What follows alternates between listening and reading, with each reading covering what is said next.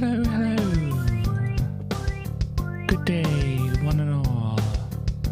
Hello, Starry, in the chat over there. Look it out which way to point.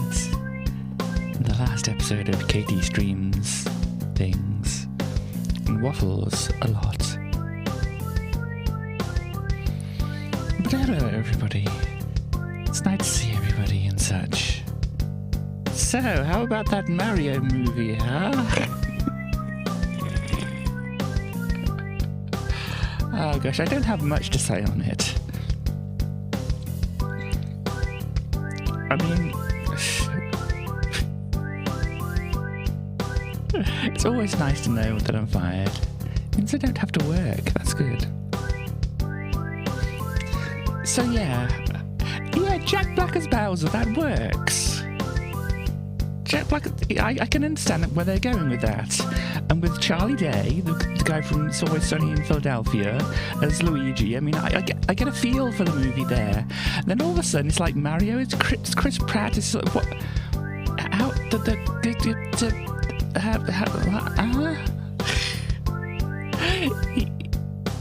live action Mario game, wow. It would be,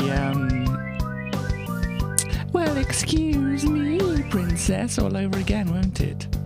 I mean, they're probably going for a deep emotional character and stuff like that and whatever.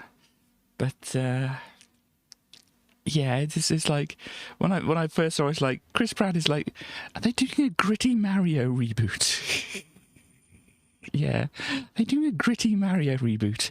Are they starting the Nintendo Cinematic Universe?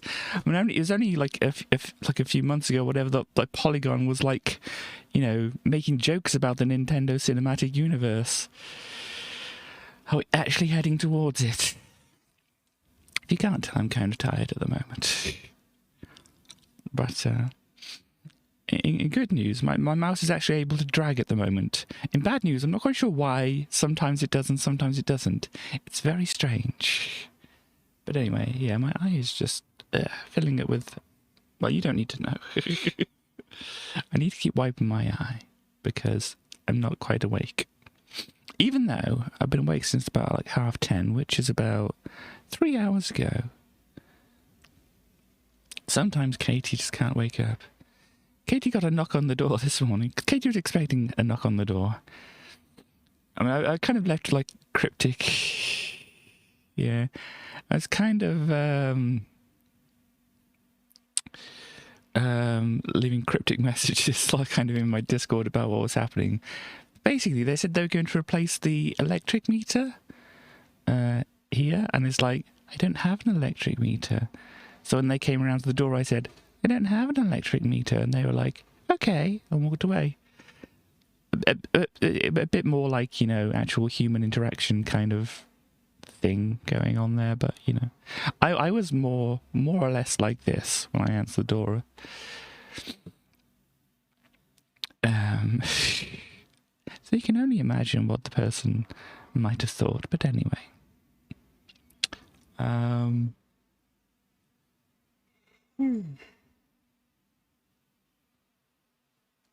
Yes. Tired Katie is tired, but Tired Katie still wants to do streamings because it's something I like to do. Gosh, yeah, my eye is just really being a bit there at the moment. Anyhow, I don't really have much more to say about the Mario movie. It's just like, that was unexpected. Seeing streams other viewers watch you watch this stream. That's the thing, is it? Seeing streams that other viewers watch you watch this stream. Okay. Who is there, by the way? If you don't want to give away your dark secrets of what you watch when you're not watching me or Starly or Stars. Wow. I'm guessing it's going to be like Starly and Stars. Maybe you... Oh. What? I mean, it's all fine putting new features in Twitch, but why are you lying? I mean, it's not the lowest Twitch has ever gone, so, you know. to recommended. Sorry, that's why I saw it. Can Twitch give a recommendation to me? Yeah, nobody has mentioned. I'm sure people know what I'm saying that nobody has mentioned. Nobody has mentioned. I am muchly disappointed. But what are we looking at here? Yeah, I've got some notes and things. I have. Yes, thank you very much. I thought I'd try something different. It is met with apathy, but, you know. Anyhow, thank you. But, you're waiting for me to mention it. You didn't wait for me to mention my hair the other time, did you? I don't know what the rules are. Are there any rules? Is this like a social interaction thing, which I just don't get? Anyhow, there should be. Ah, here we go. This is not an Amiga emulator. Well, it's a video of an Amiga omelette. Would you like to live in your closet and comment anytime you slightly change your outfit? Ah, never mind, never mind. So you might see that the background on this is slightly different, and I'm kind of messing it up by doing what I'm doing there. Hang on. It doesn't really matter how big it is. Basically, this is the things I kind of missed from last stream with the Amiga cover discs, because I couldn't quite get them to work. So I haven't got the whole of this song here. We've just got a little bit of it. So I'll just start playing it, and you can hear the song. Oh, great. Thank you very much.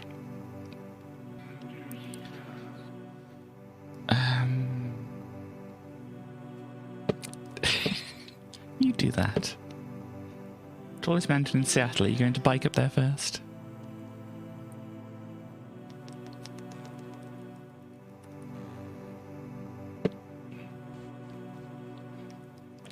We may have heard this song before, I don't know. I'm sure it's possible that I've heard this before, obviously, because I've, had an Amiga and most probably had this magazine. Oh, you can see it's like changing the tempo there. Wow.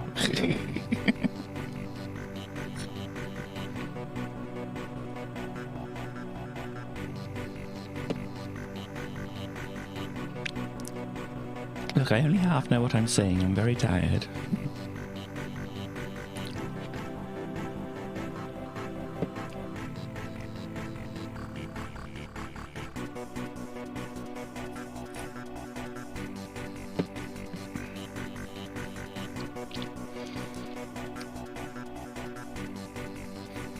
There's about 20 seconds left of the bit that I recorded. If you want to listen to the full song, you know what magazine I was looking at and what cover disc I was looking at. This is on there.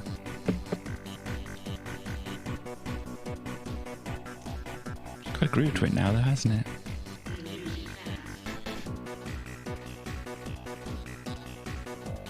So there we go. That is one of the things that we missed. From things. There's also another thing. There was this program called Adorage or Adorage, or I don't know how you'd say it. Let me see if I pause things and try and make sure you can see things, because this one actually does matter if you can see things. Now that's what I call Music 25. I mean, I don't know what now that's what I call music number we were on in the 90s, in 93 in the UK. But yeah.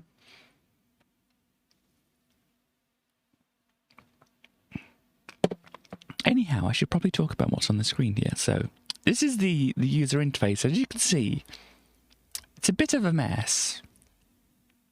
But the general idea is you've got, we got 3 mouse pointers. We've got the one here, and my mouse pointer. Anyhow, so these are the effects you can have. So you can spin them around or make them wave or do window blind things or fire and stuff like that. And then you can do forwards or backwards. You've got question mark ones around. There's some kind of script thing going on. There's an animation thing and whatever. Oh, it's made by Pro Dad. They're Pro Dad. But anyway, I decided to have a look at one of the effects and see what it would look like. So this is basically me clicking on this wave effect, and then they give you these options. And this is a very... It confused me when I first saw this, but we got... excuse me.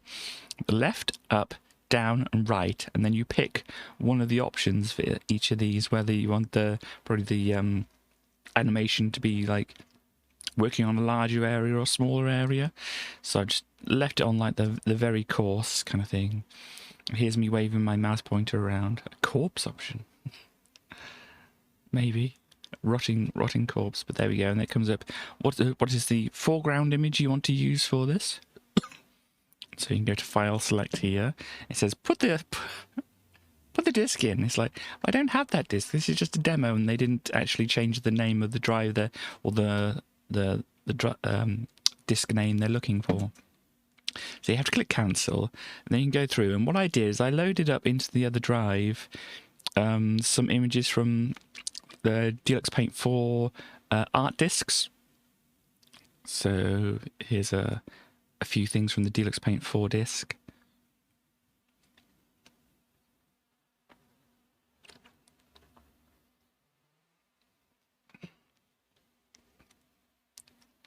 So we just load this in here. And it takes a little while to load in the picture. And there we go, we got a nice little dino backdrop picture here. And then you have to click the mouse again. And it loads up this thing and says, do you want a background image as well? And I thought, no, I just want to see what it looks like with the foreground image. So I went down and selected the empty thing here. And then we've got what kind of area do you want? Do you want to select it with the mouse, or do you want to use whatever you previously used? Or do you want to just use the full image to do the effect? And so I went with the full image. And then it says, position image section over the background. I just said to use previous position because I didn't know what else to click. And it worked, so... And then this menu. What does anybody think this menu means? I'll give you some time to look over it and try to understand what do you think they mean here?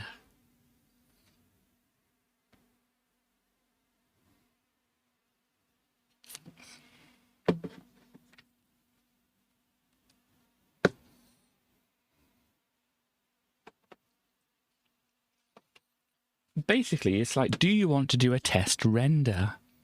Is what this is. If you click yes, then it'll do a test render, which we will see in a bit because I do click yes. The rest of these, I'm really not quite sure what they do. It said something about it in the magazine, but it only had like a column in the magazine devoted to it, so...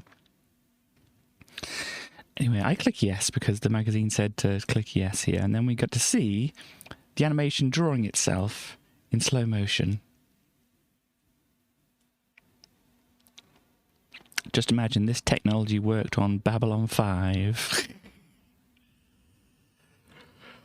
So,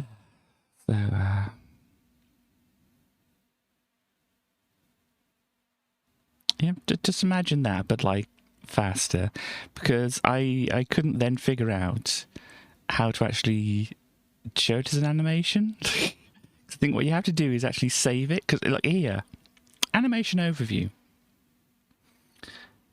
It's just basically got number of images 0, and so it hasn't actually rendered anything. It just did the test animation, and then here we go. Number of images in the animation 0 there, and it's like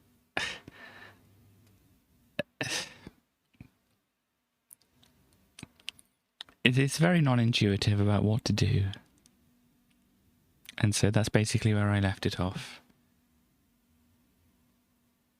So let me do that.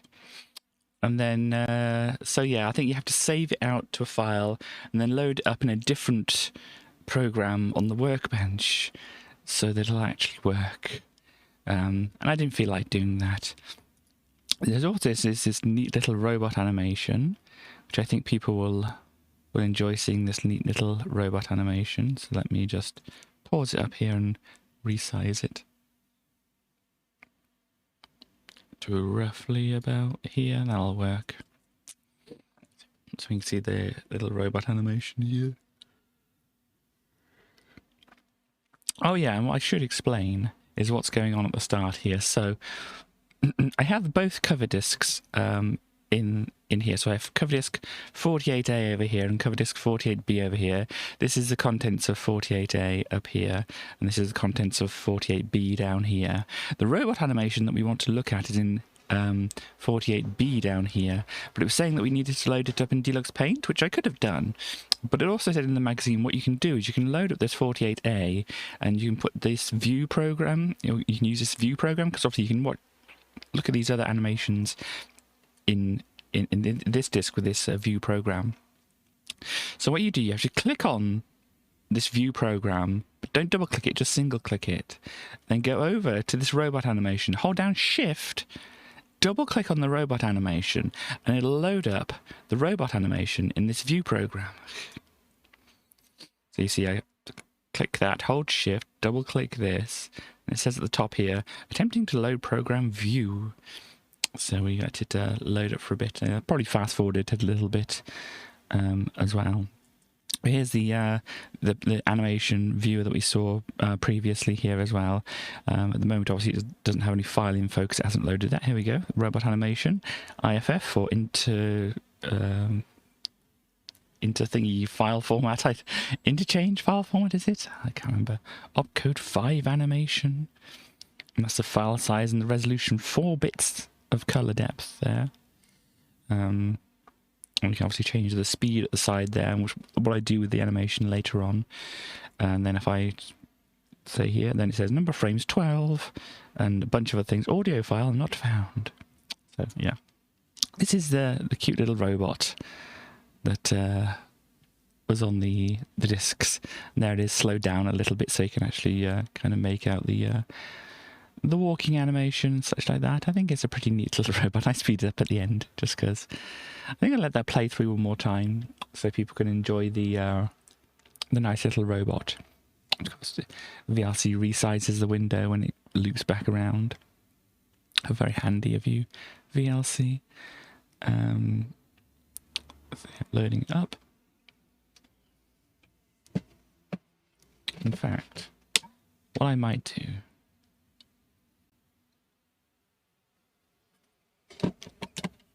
since I am out of drink, is if we can put on some music. What should we go for? I know what we'll go for. Let's go for this. You can listen to that while I get some drink and watch the robot over and over.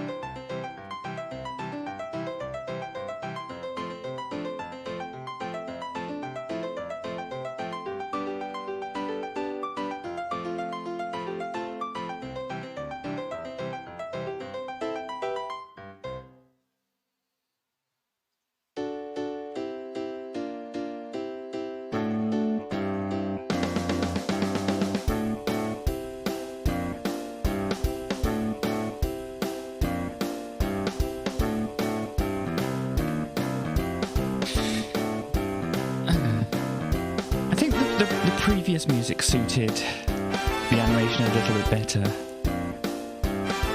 Just let the song play out.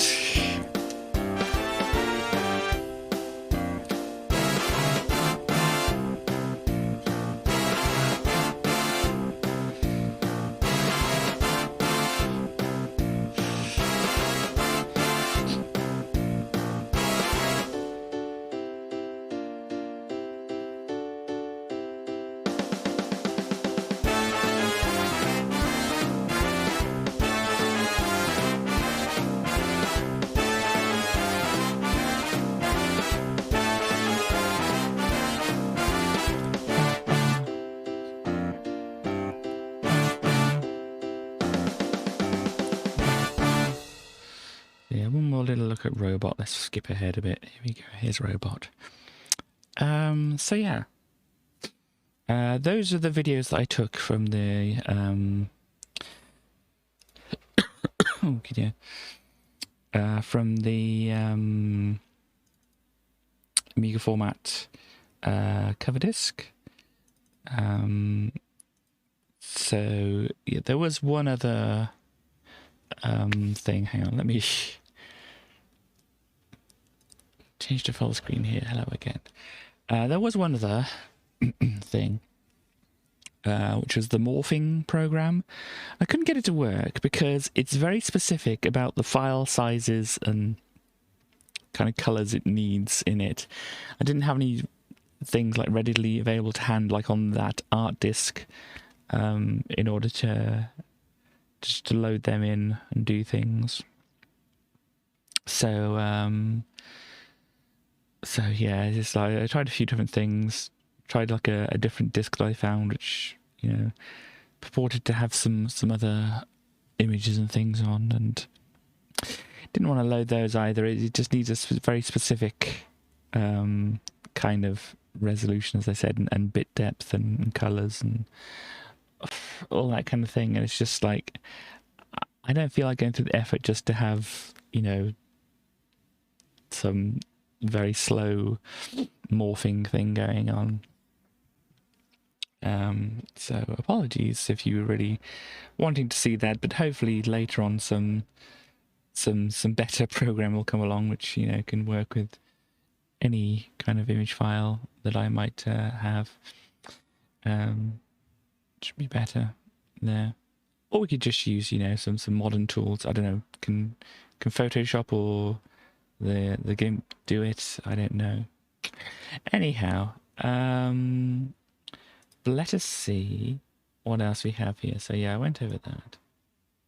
And yeah, I was going to say my mouse is dragging perfectly. It kind of twitched a little bit there.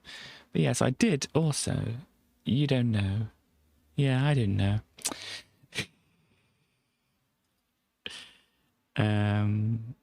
Or you're answering Starly there. Whichever way. But yes, I did actually also promise, because we reached the follower goal.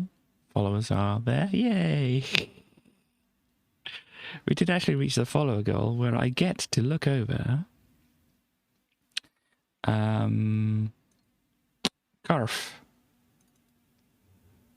Garfield. Now I'm going to have to find out where I put Garf. Where did I put Garf? Images. Here we go. So we've got some Garf in here. And I just need to load up the first image, which hopefully if I go over, like, no, not there, here, you'll be able to see. So this is the first Garfield cartoon. You may have seen this before, you may not have. Gargoyles. Garfgoyles. Garf boys, Garfgoyles, and Garf... whatever agenda you wish to throw into that. Because a little bit, yeah. Yes, I've had like 2 or 3 Garfield comic books myself. So this is the first Garfield comic. You can't see behind the chat here, but I'll just summarize. It says, "Hi there, I'm John Arbuckle. I'm a cartoonist, and this is my cat, Garfield. And Garfield thinks, "Hi there, I'm Garfield. I'm a cat. This is my cartoonist, John." And John says, "I only thought to entertain you." And Garfield thinks, "Feed me." So yeah. So this is what Garfield looked like at the start. You may have a picture of Garfield in your mind, and this probably isn't it. But yeah, it didn't take very long. This is June the 19th. Hang on, where are we? Yeah, it's definitely a look and whatever. But we've got June 19th, 1978. If we go ahead just a little bit, I mean, this is June the 21st. So this is two comics ahead. So if you do a comparison here and there, you can kind of see, well, Jim Davis, who's a cartoonist, or at least was the cartoonist up until, I had a little bit of a read, up until about 1990 when two other people kind of mostly took over with actually drawing the cartoons day to day.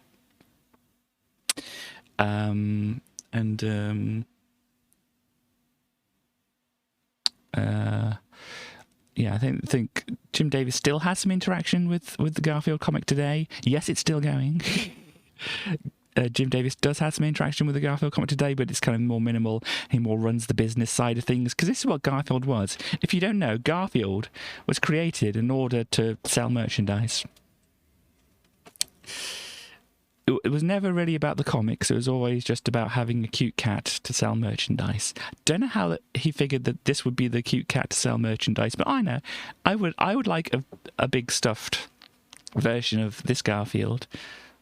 Anyhow, but you see, the 2 days goes on, and it's like Jim decides that he needs Garfield to have a little bit more of a movement and stuff like that. So you see the second panel there especially, it's like, how do you make Garfield move and, have a different position and such like that? And this is what we've got right here.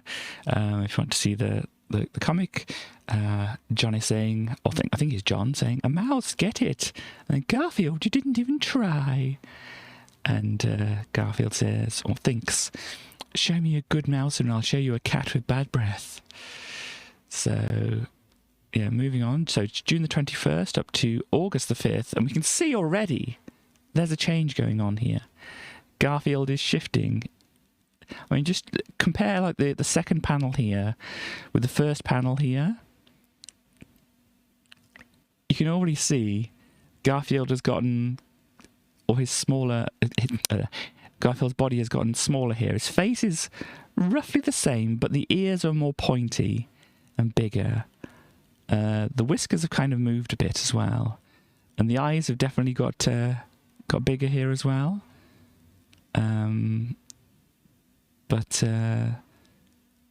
But yeah, there's definitely been some alterations going on. This is what, June, July, August, a couple of months, well, not even a month and a half to this point. And Garfield's already gone through a little bit of a change. And then later on, was it September? I mean, you can see, especially if look at the last panel here and compare these two last panels, the face is still going through some changes here and stuff like that. Look at the second panel there. Look at the expression on Garfield's face.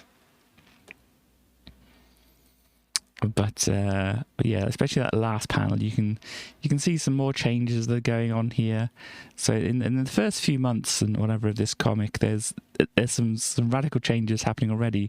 I'll remind you, this is where we started. This is where we've got to already. There's just been some very radical changes, as I said. So September 13th, 1978, on to March the 8th, 1979. You can already see we're still getting changes here. And this is Lyle. You may not know of Lyle. Most people probably haven't seen Lyle a lot in the cartoons. I think Lyle was John's live-in friend at some point. But anyway, you can see it's look at the second and third panels. I mean, the second and third panels here are not consistent in the first place. But yeah, just compare that with the look of Garfield here. And I want to kind of mention right away the way he's sitting here. In the early comics, he sits like this a lot, fall to the floor, as it were. The hunched over back like this, and whatever. Occasionally he's lying on his back. Occasionally he's kind of more hunched down and stuff like that. But this is kind of like the pose. Later on, it actually gets harder to find comics with this pose to compare. But you'll see what happens there. And here we had the first one. I don't know if it's the first appearance of Nermal, but it certainly is an early appearance of Nermal. Here, live carbs. Live carbs in your jockey shorts. That really sounds great. Oh, right, okay. You would do it. Okay, so you can see there's not lots of difference here. We're going from March 79 to December of 79, so not a lot of difference. I thought Nermal was an interesting character to note here. Garfield's ears seem a little different in these, but we can also see a good idea of the slightly more, I hesitate to call him aerodynamic, but slightly more animatable Garfield as compared to these early comics right here. Moving on then to November of 1980, we have Pookie, Garfield's teddy bear. We can see, after, having quite a lot of change in these first few months here, going from like June of 78 up to, what have we got, March of 79. There's a huge change over just this 1 year. And then there's not a lot of change here. Poor Pookie gets a bit shrunk in this comic. I mean, maybe there's a change in the ears here still, slightly. Maybe his face is a little rounder here. I don't know. But yeah, we have that. Then moving on to 81, we get Odie here as well. The early Odies look, very much like the early John and Garfield here, with the small eyes and a long neck and all that kind of thing. And yeah, Odie's more like this now. And yeah, not loads of change as well between these kind of things. So yeah, a lot of change right at the start. And then what have we got here? It does seem to be some kind of changes. I couldn't really say exactly what the changes are here. There does seem to be some kind of change. Maybe his face is a bit rounder and that. I'm not sure. But you can also see, I mentioned the whiskers early on, but I didn't mention them. Oh dear, good, yeah. If you look at the whiskers here, like especially here, you can see they're just like sticking out pretty much all over the sides of his face here. And by the time you get here, they're kind of like going down a little bit, and then just a few tufts here. And then, yeah, they get very much small, just like 3 tufts and stuff like that. So this is good old Herbie, or good old your days are numbered as soon as John turns his back, Herbie. This is 83. And so what else we have? Well, we can already see there's definitely a change between these two from 83 to 84. And I did kind of read, this is kind of where they decided to make him more marketable and stuff like that. I mean, it was the plan from the start, apparently, to make him marketable, as I said. But here you can definitely see the change, because up until, well, here you can kind of see it, but at least back here, if you look at Garfield's eyes, all the way back to here, the Garfield's eyes are just round eyes. And then we kind of get to here, Garfield's eyes are slightly elongating, we can see. And then here, his eyes are definitely longer and more kind of egg-shaped, especially at the last panel there. And I don't know, the face seems a bit different, even though it doesn't show much of a difference. Not a lot of difference otherwise, but those eyes are definitely, I mean, you can see it. There's a similarity here and here, but from here there's less. I mean, I've skipped maybe a couple of years between those two. I was trying to pick out the most important points here, but yeah, Garfield's eyes are growing slightly here, and then between here and here, yeah, his eyes look like they're slightly longer still here, and his ears are definitely shorter. If we go right back to the start, here we can see how his ears are very, very pointy and such like this. Here, especially here, very pointy ears and very long. And eventually they kind of just soften out a little bit. By the time you get here, they definitely have like an idea of what kind of curve they want for the ears and such like that. Moving on. Oh yeah, that was the one we saw there. And it's the same thing here. We got still looks like a slightly different curve. I mean, I'm maybe imagining things, but there we go. And then we have more of Garfield here in 87. So yeah, between 84 and 87, not loads of change, as you can see here. We go to 88. John is not harassing Liz, but maybe harassing Garfield a little bit. And yeah, not a lot of change happening up to 1990 here. We're skipping a lot here, so obviously from 84 here up to 90. Not loads of change. I mean, there does seem to be some kind of change going on here. I mean, if you look at Garfield's face in that last panel there, compare that with that Garfield's here, there definitely seems to be like a look there. And here, yeah, we've got some kind of idea of what Garfield looks like from the front here as well, with from 1990 to 1992. And I think we can see the start of something happening, which I think I'll get to note later. But yeah, I mean, I don't know if you can kind of see, like here, Garfield seems to be leaning back a little bit more. I mean, here he just seems to, have a shape and whatever. And his like head is kind of forward and whatever there. And he doesn't seem like he's leaning back here, but as you go to more like here, he definitely starts to look like he's kind of leaning back a bit more and whatever. But then John is all up in his face.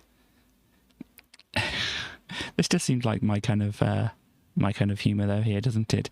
Garfield, would you say I'm witty? And Garfield thinks, I would if you paid me. For food, you could be hilarious. And then we've got, still, you can be bribed like this. Yeah, as I was saying. Yeah, this lean backward, which Garfield seems to exhibit here, is definitely becoming a thing. But yeah, as I said, it gets harder and harder to find ones where he's sitting down like this to compare, because he has been able to walk on his two legs for quite a lot in the comic. But I thought, obviously keeping like a constant thing throughout the whole thing would be good. Best pun teller of all time. Indeed. But you can also see another change that goes between August of 94 here to August of 95. There's a definite difference in quality of the strip here. This looks like it's still the old, ink and paint kind of, photos. However they got these things into newspapers and books earlier on, when they drew them like big on bits of paper and whatever. And this definitely looks like it goes into like a digital art realm here in 95. But yeah, the difference in the Garfield, you can kind of see that there does look to be a difference. Look at the first panel, because obviously it's the same thing. He's sitting down, and that in the first panel. Oh no, that's skipping ahead. But in the first panel, he's sitting down, and all those he's sitting down. So if you kind of compare, there's a different look to his face. I mean, it's got a different expression, but still, it seems different. And he's got that lean back still, and whatever. And obviously, this kind of more demonstrates him standing up, because I haven't really had him standing up too much in the previous ones. I think in some places, yeah, even there, when he kind of would have been standing up previously in 81, or in the future, he would be like standing up in this kind of comic. Here, he's obviously just sat back on his haunches and stuff like that. And you can see when he needed to kind of stand up here before, John just had him like leaning, or Jim just had him leaning against things and whatever. Leaning against things there as well, instead of standing up and stuff like that. But yeah, so he's kind of almost standing on his legs there. But as I said, I haven't really looked at it in the intervening years, because I just kind of thought I'd have the comparison be his sitting pose here. But as I said, it got harder to find sitting poses later on. But as you can see, there's a definite change in the look of the art here. As I said, I think it went more digital in 95 here. And obviously we get an idea of what he looks like when he's standing up here now. So if we go a bit further, we can see they're kind of experimenting with the colours and such here. So I don't know whether they intended to do that, whether it was kind of one-off, because obviously I didn't look at every single strip when I was looking through these. But it is like the colours here are very weird, especially like Garfield's nose. If you look at the colours here and look at Garfield's nose, then look here, it's like just odd, and it's still that lean back is still getting more and more pronounced here. And if you compare those two first images there, there's mostly a similarity there, but there are differences. And obviously if you draw the same thing over and over, you're going to have some slight differences. Yeah. And then later on, obviously they go back to the usual kind of bright colours and such like this. Yeah, Garfield still has his lean back, which he's developed there. And then here's another one. We'd get a kind of a rare view, or I say rare view, it's probably in quite a lot of comics here, but especially in the ones I picked out to have a look at, a rare view of Garfield actually from the front there. So you can see his eyes aren't quite, just two egg shapes. They kind of like blend in the middle. There, I wonder if there's any other ones we can see from the front, because they got there, but he's got his eyes wide open and they're kind of like more just straight down his eye cleavage. Oh gosh. Anyhow, but yeah, here we got one from the front here as well. So let's see, 1, 2, 3, 4, 5, 6. So okay, 1, 2, 3, 4, 5, 6.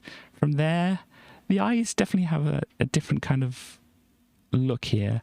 Maybe they're a bit top heavy. Yeah, maybe they get a bit more like more bottom heavy, really, I suppose, is what I'm thinking of there. But yeah, and the face as well. So what I've mentioned before, back, especially around, where are we? Yeah, but especially like back around here, setting things on fire. Yeah, like around here, you can see like obviously this is his face here, and then you got this a lot of bit to the side of his face, his like cheek area and stuff like that. And if we go forward some more, we see that kind of like diminishes over time. To whereas like here it's very, very minimal on the side there. And then we kind of so there's the same thing there. And here's Garfield asking, or eating some plant seeds, it looks like. But yeah, this is him standing up now, because as I said, it just got harder and harder to find ones of him actually just sitting down like this. So we're going to have to compare them more when he's standing up, when we do see him. And this face just looks weird here, especially the middle panel. It's like his ears are changing again here, and his face, his nose looks bigger, and it's just a bit odd, really, to me. I'm moving along. I mean,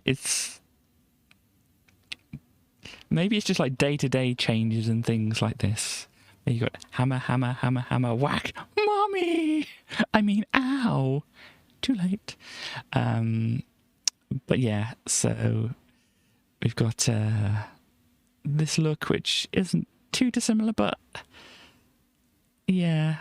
And then even from like going back here, like with the extreme angle, there does seem to be, I don't know, is it the same? Maybe it's kind of similar, but his ears look maybe a bit different and whatever. But there we go, and there's him. Look at this lean. This is what I'm talking about with the lean. He's in a comic by himself, and it's just this lean.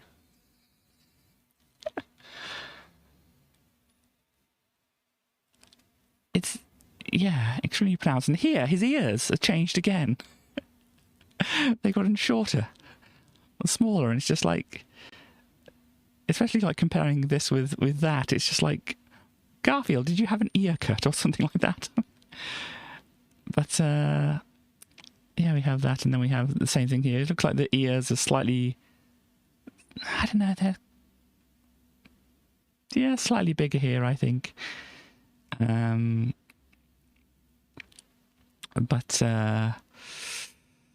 what else do we have? Yeah, that's him just sitting on his haunches, which obviously normally if you're standing like this. His feet are pretty big, aren't they? Let's have a look through Garfield's feet. Oh gosh. But here, obviously, they're fairly small and whatever. But when he's sitting down and such like this, it's like, yeah. And obviously, I don't have a lot of pictures of him standing up and stuff until I do. But yeah, his feet seem like rather the usual kind of normal kind of size that you'd expect them to be here and such like that. And here, yeah, they're kind of like whatever. And when he's actually standing up here, his feet don't look too big here. I mean, they're a little bit bigger than when he's like sitting down, it looks like. But still, they're not too out there. They're a little bigger. And here, my word, they kind of got definitely much bigger. I mean, compare the ear size to the foot size here, and then my word, there's just huge changing. Oh yeah, beware of blank. What? It's classified. And yeah, I think is it here or here? It seems like to be like a slight difference here as well. And obviously you got the digital drawing look here, and then this, I don't know, maybe just the size of the comic that's different here, but it seems slightly different here and whatever. And then the lines look a bit different here as well. I don't know, maybe the line thickness has been changed up a bit here. But yeah, and the colouring seems somewhat different. I don't know. Maybe I'm wrong about that. Maybe it's the shading on his head that looks different. Because yeah, the shading on his head here is more spaced out, and it's more together here. That's another thing. How did Garfield get the shading he has, or has he always been a bit like it? So he got some like triangly picture shading, with the kind of like parallel lines going backwards and stuff. Quite a bit of shading there. Still quite a bit of shading here. Yeah, quite a bit of shading. Still the same kind of thing. Still quite a lot over his back and his front legs there. It's got the same kind of thing here. Here it gets more minimal. Between 80 and 81, the shading does seem to get more minimal here. Though it's kind of increased a little bit there, so maybe it's like, as I said, like a day-to-day kind of thing. Because obviously if you do draw the same thing over and over again, it's gonna change. But yeah, still it's kind of like a similar kind of look to things here. Going into, like I said, the digital drawing age, it's still very similar here. But then we got like from like maybe back here to through here, they're getting less lines in his shading. More distinct and that kind of things. And he doesn't have the marks on the front of his legs when he's standing up. It might look a bit weird if he did. But when he sat down, yeah, there they are. There's the marks on his legs, and stuff like that. And yeah, seems to have slightly more shading there and whatever. Then it's kind of more minimal over here, and yeah.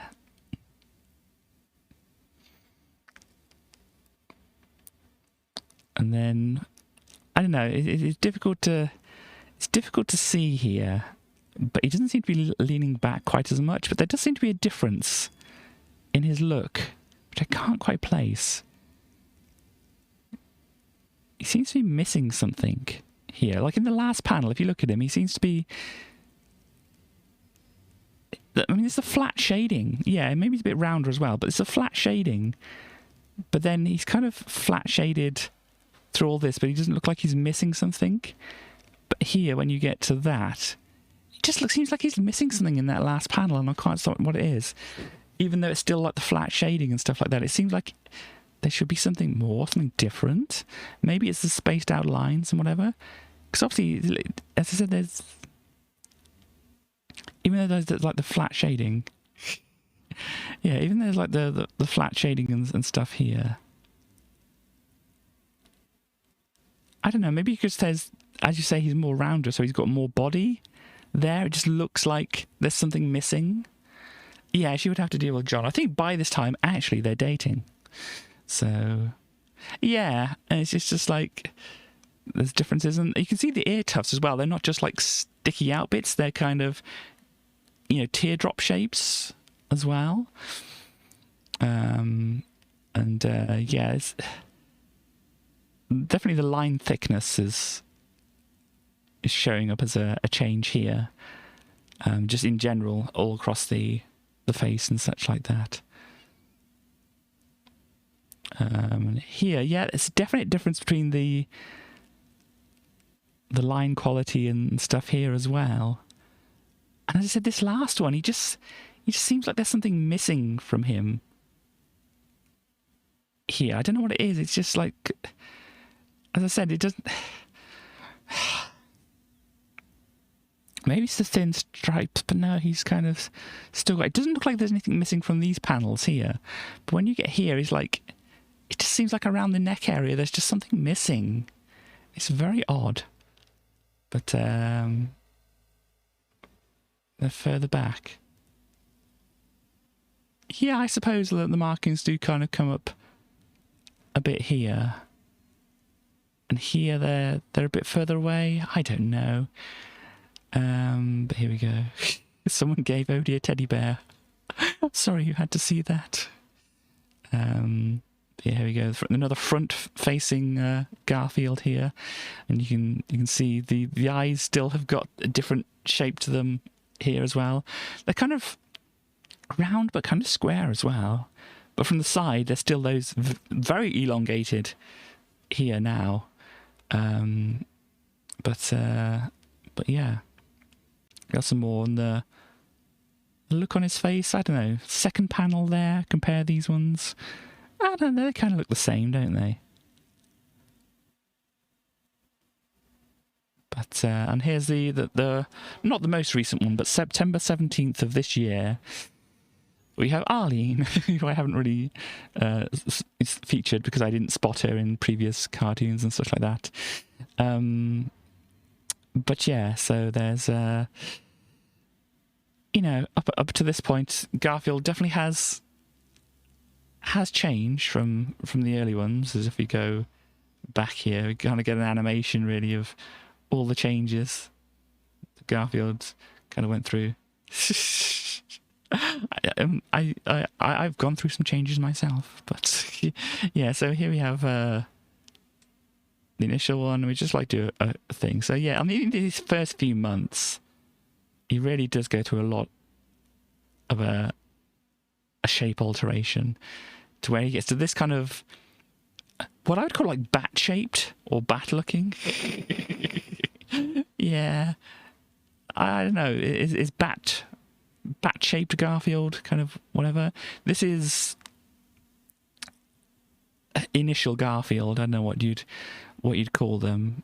This is initial Garfield changing slightly, and then you get to this kind of, which I, for want of a better word, bat Garfield here, and then kind of transitioning into this kind of classic Garfield, I suppose you'd call it, with the rounder eyes, proto Garfield, and then obviously I said the next transformation into what he's going to be in, like, yeah, you can see it here with the longer eyes and whatever. You can see he's eventually transforming into this Garfield. Yeah, hello Straw. We just had a evolution of Garfield talk or whatever. And yeah, so you think there's going to be, this is kind of mostly his final form here. But you still, if you go forward, there is slight difference here up until the modern day or whatever, because like even here he's still having some changes in 2005, and they may just be like, as I said, these people draw this character every day, and so may accidentally just draw bits, different shapes and whatever. But yeah, as I said, these first few months are the real big changer of Garfield's shape. You see the eyes get bigger, the ears get less pointy, you get smaller, and eventually the ear hairs and the markings on him get refined down to something that they want to draw every day. And you can see John. I mean, we haven't really looked at John much here. Obviously, you can see early on, this is John, long-faced John here. And we see John here, he's like, gosh, look at that last panel face. You can already see there's a change between this John and this John. It's only a few months. As I said, the same with Garfield. Garfield's got smaller. John's face has changed somewhat here. And even between here and here, possibly because he's eating as well. His face looks different. This is Lyle. I said Lyle, and you can't really tell what John looks like here.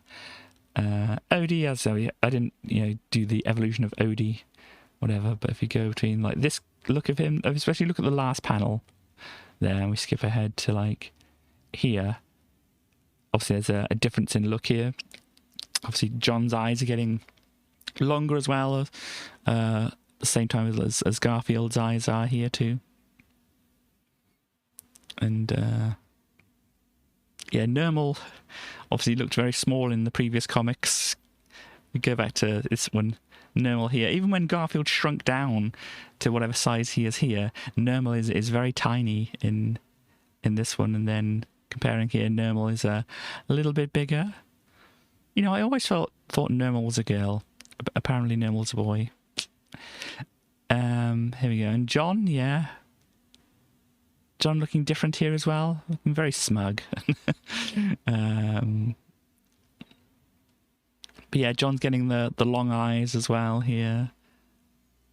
And such. And yeah, super long eyes on John here. Do you have any more? And Liz. I think Liz has gone through quite a bit of a change as well. We'll have a look at that in just a bit. Yeah, we don't have more John here, but Liz. Yeah, in the comic, yeah, as well. But yeah, so we have Liz looking like this. I think whoever drew it actually looked at a woman's hair. And then if we go back to where Liz is previously, I think we have a Liz back here. Here we go. Yeah, there's definitely a difference in look here. Her hairstyle and look later on here is definitely kind of more stylish and that kind of thing.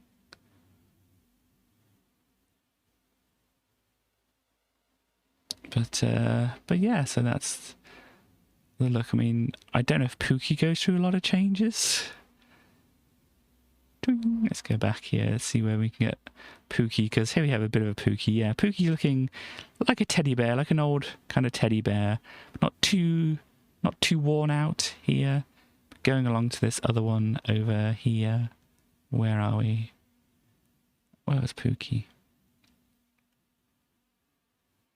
Here we go. Pookie looking a little bit worn here, slightly especially on that one ear. And such like that. And there's Pookie again.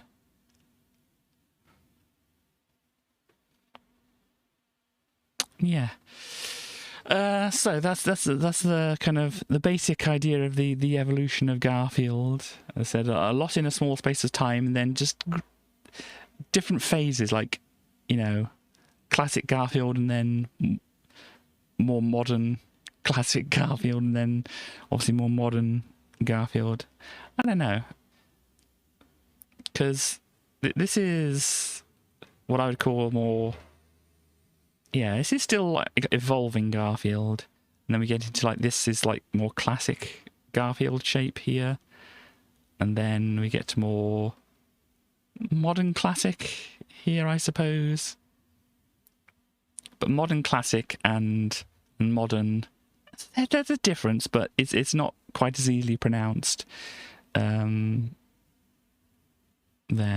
But I suppose they can't change Garfield look too much because, as I said, they created Garfield for the merchandising. So there we go. So I hope you enjoyed this presentation of Garfield Through Time. The evolution of Garfield. But yeah, it's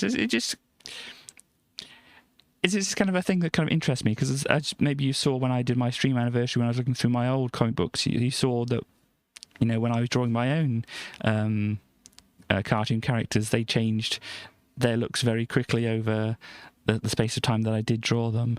And as I said, I can understand how, you know, Garfield would have changed so quickly in those first few months, and then, you know, more of a shift later on. I said, I think that's because they said, I read Wikipedia.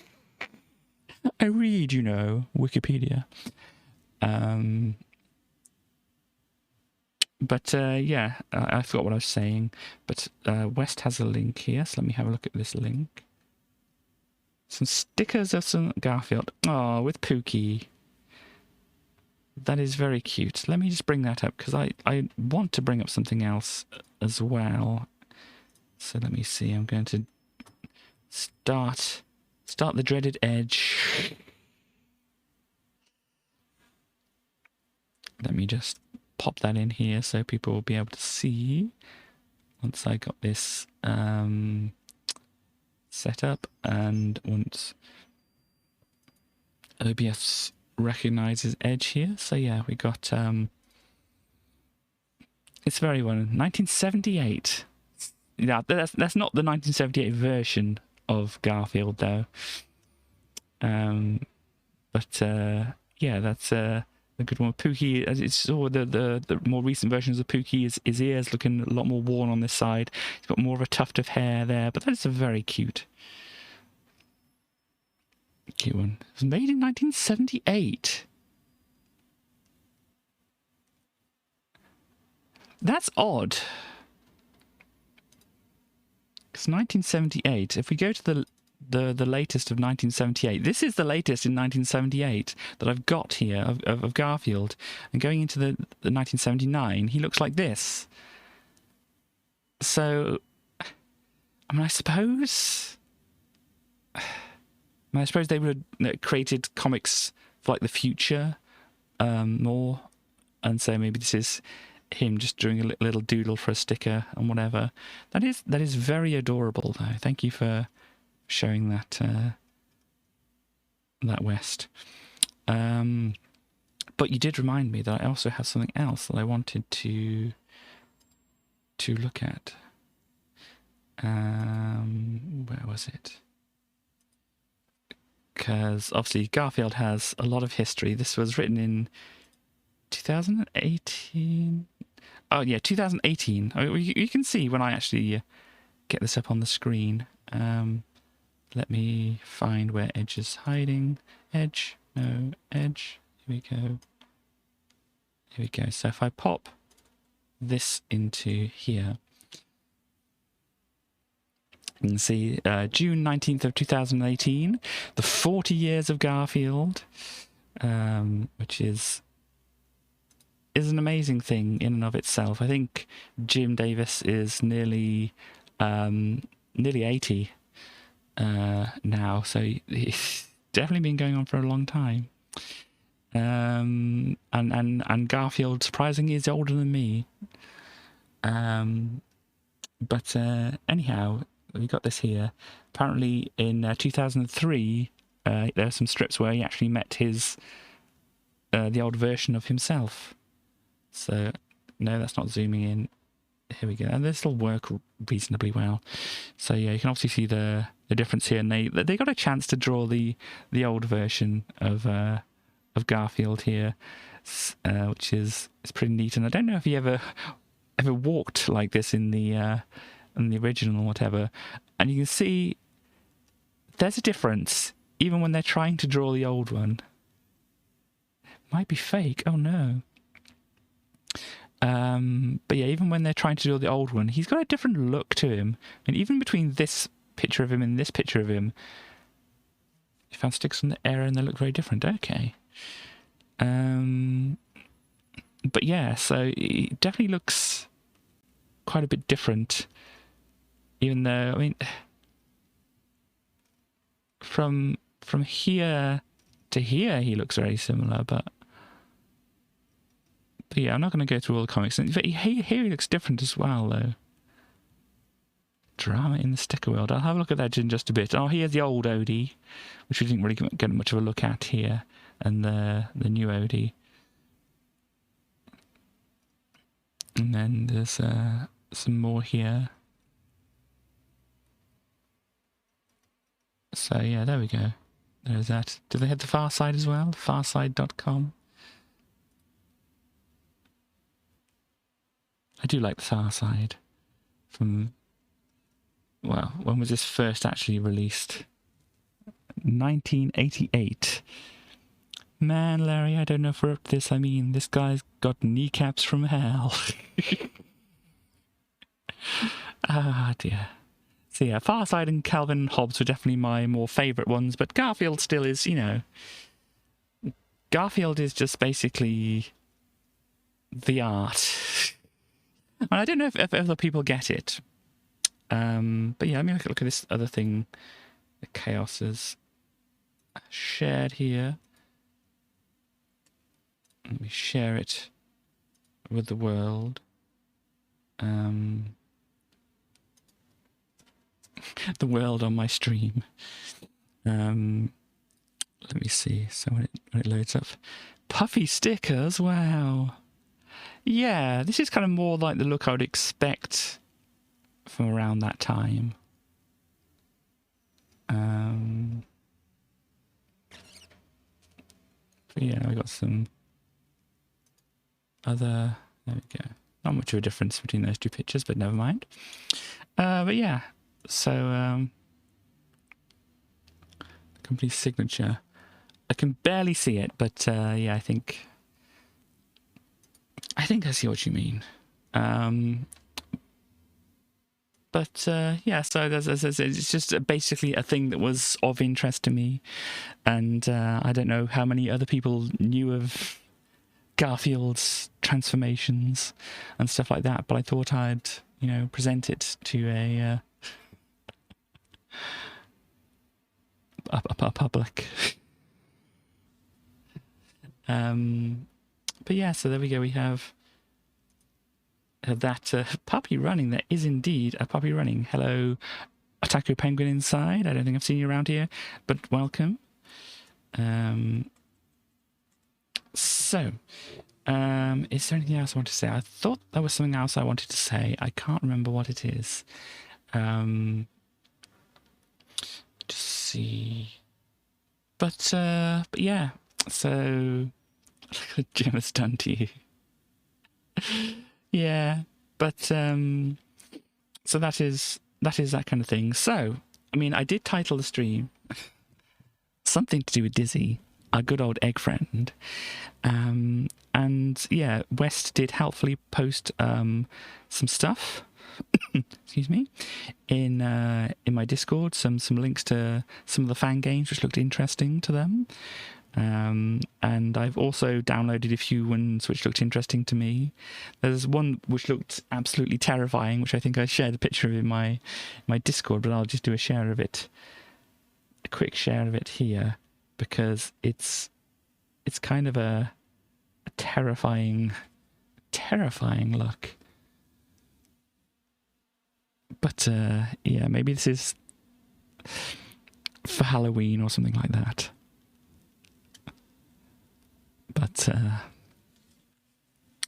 But yeah.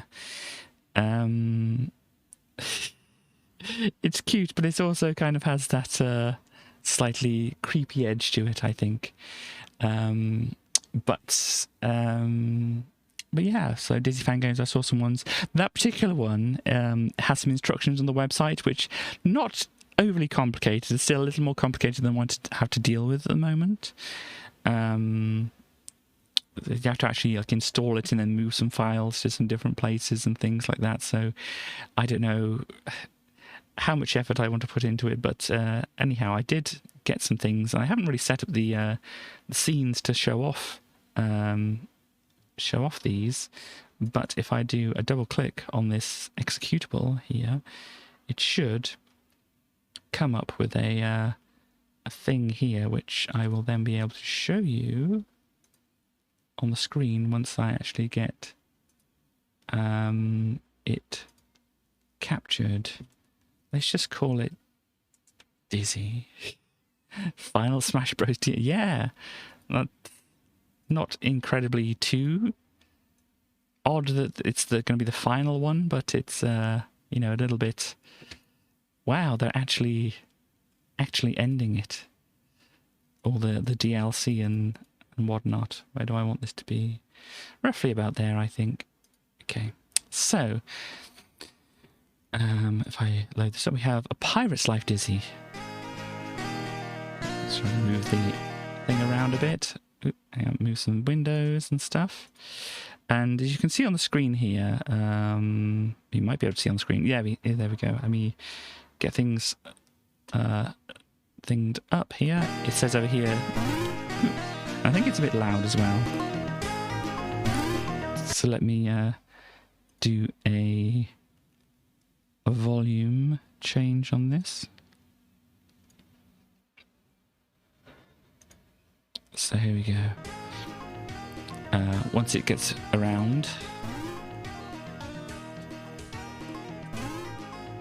you can see Dizzy Age. This is a kind of build your own Dizzy construction kit that is available. And obviously a few people have built their own Dizzy. So if we go and start, it's action. So yeah, I'm not quite sure exactly the controls, but it's got like a bit of a cutscene at the start. I did like load it to just make sure it actually worked. We have a cutscene. Crikey, I'm late. Yeah, I'm not controlling Dizzy's walking there. It's Daisy's birthday today. I'm under orders to stay clean for her party. Dizzy? Dizzy, what do you mean? I hope she likes her present. These are the fan games, so they could pretty much be anything. What a strange place to put a mirror. Wonder how I'm looking. Oh, it's very dirty. I'll give it a wipe with my hanky. Dizzy. Dizzy, why? Oh no, here we go again.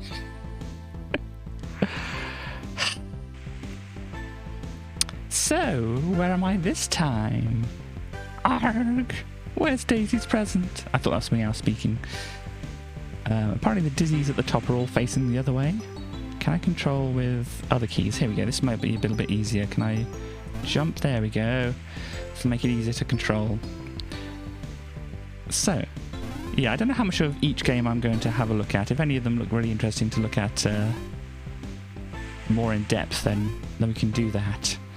But I just want to, I think mainly today, just have a look at some bits and pieces. Okay, so this cave is just the end of things over here. Can I read a sign? No smuggling on this beach by order of Governor Tuckett, 1758. Okay. Oh, great! I'm stuck in 1758. Interesting. I thought it was just a very old ordinance, but ooh, here we go. Did he change at the top there when I... He blinks! Okay, it's very dark. That's so dark. I'm not going down there. Really? Okay, well, I'm already not quite sure what it would intend me to do then.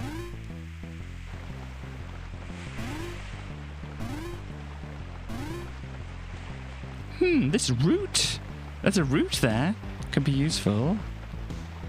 Okay, you pull out the root. You are carrying a gnarly tree root. Okay. Is there any fire around?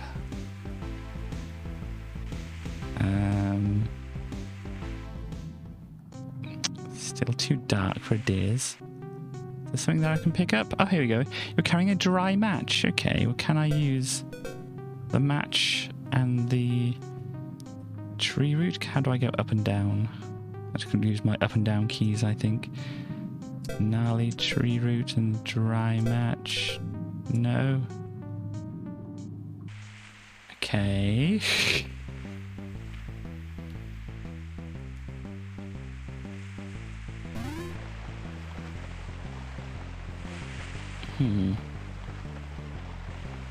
Because, yeah, if I pop it down, I'm just going to pick it up when I... So am I supposed to light it against something?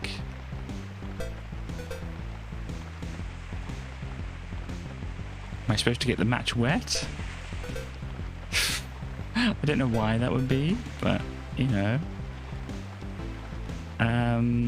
If anybody has any ideas, they can let me know. I'm quite open to, especially in these fan games,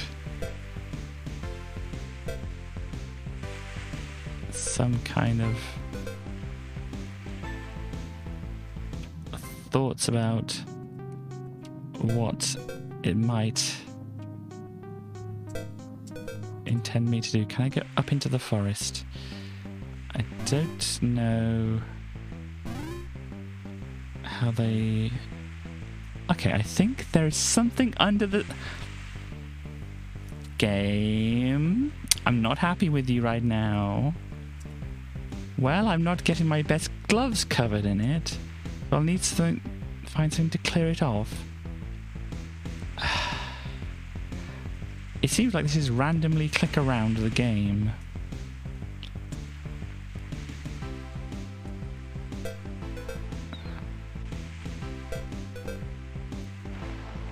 I burn the sign. No.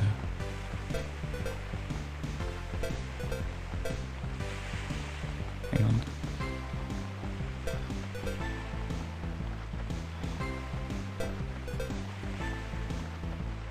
No.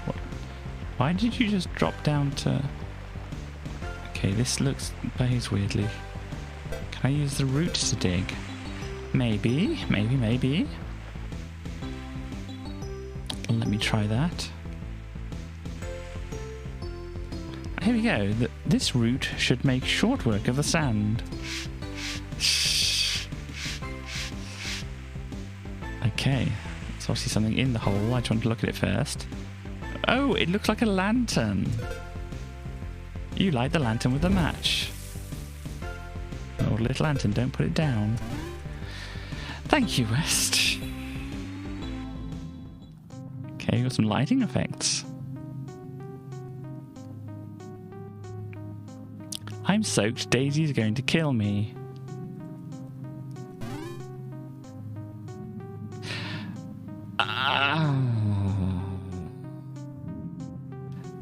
That's a bad pun even for me. Okay, there's somebody digging up there. Okay, I can't look in there. I want to go and see the person who's digging. Can you... okay. Hi, digging person. Hello! Clear off! Only I can mine here. Oh, I'm not a miner. You may not believe me, but I'm from the future. But I don't know how to get back. Funny you should mention it, but I found this box. It says key to time travel on it. How very convenient. Only a few scraps of scroll in it, though.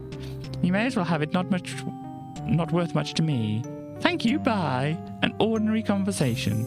Oh, the box is up there, is it? Hang on. A time travel box, okay. can I... Yes, examine the scroll box. Pieces collected, 0. Okay, and then there's like...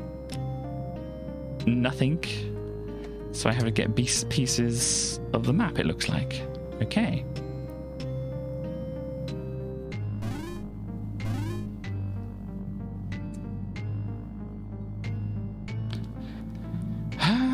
Right.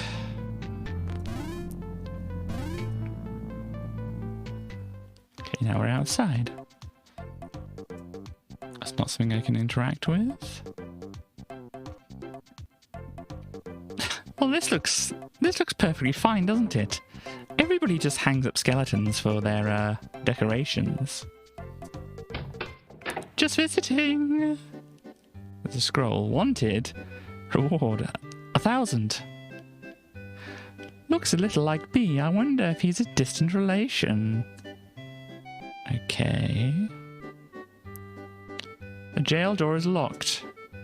I wonder who those boots belong to. Ia, who are you? What are you doing in the jail? Oh, I'm Dizzy. Someone's left their boots behind.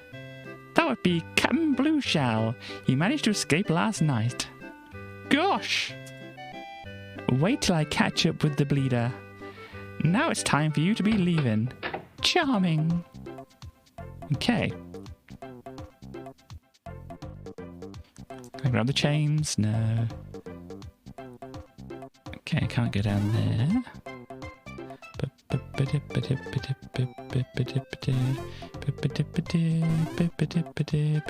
there's a piece of 8 under there, and there's a spider in a cage. Good job, it's caged. I hate spiders. Okay. There's a little hut here. Oh, look, it's not Grand Dizzy. Hello, I'm Grand Dexter. Welcome to my store. How can I fill your chandlery needs?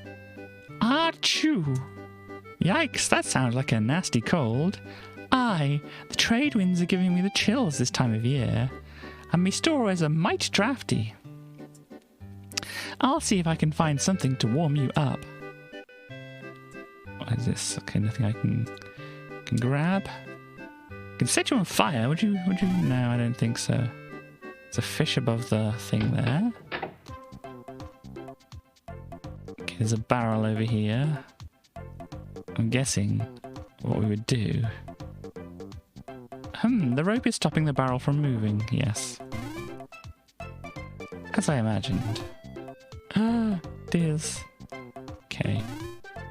So it doesn't look like there's much to do over that way.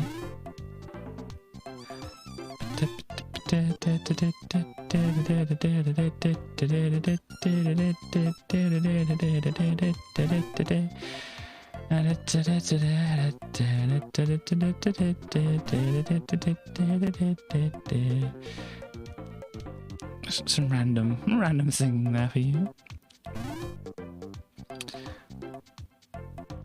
I'm going over here, gonna see what I can find. A piece of 8. Okay, there's a flask on a table. I'm just going to steal, because I'm dizzy. Boink. Anything here? Okay. I think that's a bed. There is something on here. Not sure. Is it a telescope? Sugarcane. Okay. There's somebody down there. Hi, can I talk to you from here? No. Okay. Hello, nice hotel. Thank you, sir, but it would look even nicer if it wasn't for my bleeping older brother. Have you met him? He runs the local tavern. No, I haven't. Well, we got into another fight and he stormed off with my keys. Let me see if I can get them back. Be careful, he doesn't trust anyone apart from the governor. Oh my. Can I grab the flowers? No. Look. Oh no, this is locked.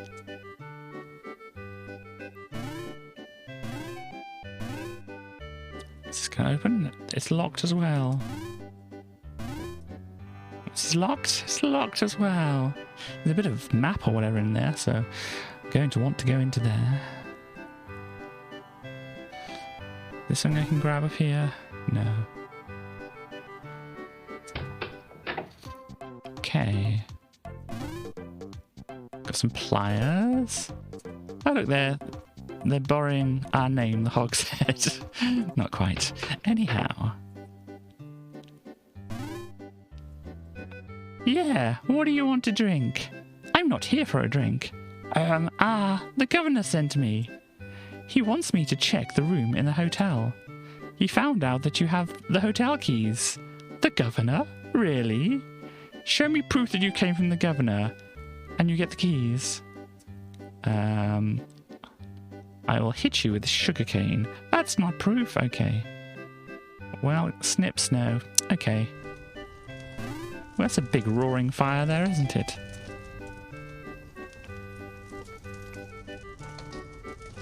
Dizzy can quite comfortably sit in front of a fire.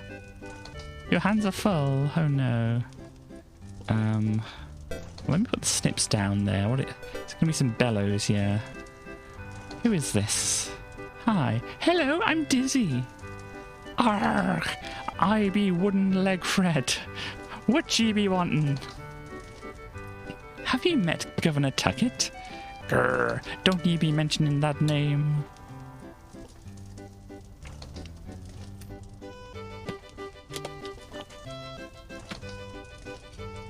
'Twas he who took me livelihood from me. Okay. Oh, what did you do? I was the lighthouse keeper down at Shipwreck Cove. One of his ships ran aground. I pointed the light straight at it. The captain wouldn't heave to, and it broke up in the heavy swell. And Tuckett still blamed you for it? Aye, he is a villainous man. Can you help me against Tuckett?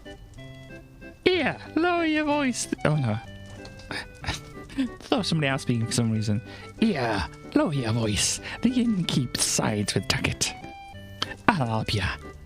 But you do something for me first. Yes? I lost me looker. Your locker? No, me looker. Okay, I'll find your looker. Do I have anything like that? Don't think so. Is it a lantern? Nay, that's not it. I wouldn't imagine it would have been, but you know. You have to try these things. Can I steal your bottle? Looks very fancy. No, okay. Well, I don't know what I'd want various of these things for. Instead of scattering things to the four winds, let me pick up the snips here. Move on. Can I can't get it there apparently. I like the little hogshead. I mean, you possibly can't see it too well, but here on the sign, looks very, very good.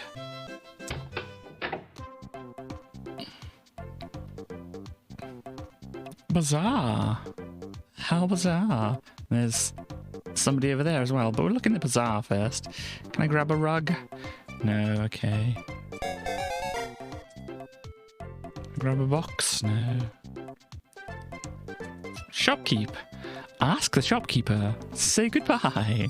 What items are you selling? Ask about the wanted pirate. Do you know anything about that pirate that the authorities are looking for? Oh, you mean Captain Blueshell? He's a right rotten scurvy rat, or scurvy bilge rat. A heart of pure sulphur. Had the mispleasure to sail with the old sea dog some 8 years ago. I think someone dumped some of his old clothes about somewhere. Oh, you were a pirate? I was. Had to give it up. I suffered terrible seasickness. Oh, right. Okay, what items are you selling? A nice selection of stalls. What item are you selling? Ooh, I got some lovely fresh fruit. Only 1 piece of 8 to ya. Over here, some real nice bric-a-brac. Over there, I is opening a new store for clothes. I is still working on that. Oh, right. Okay, buy food, buy item, give item. Well, I don't know what I'm going to be wanting, and I'm already full up on things. I can buy things. Oops, push the wrong button. Buy things here if I wish to.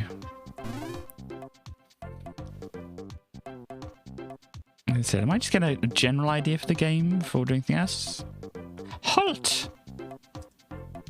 Hello, sir. Can I enter? Abdul will let you pass if you enter a right 7-letter password into passkey. Passkey? Yes, this passkey. Oh gosh. Well, there's certainly a lot here, isn't there?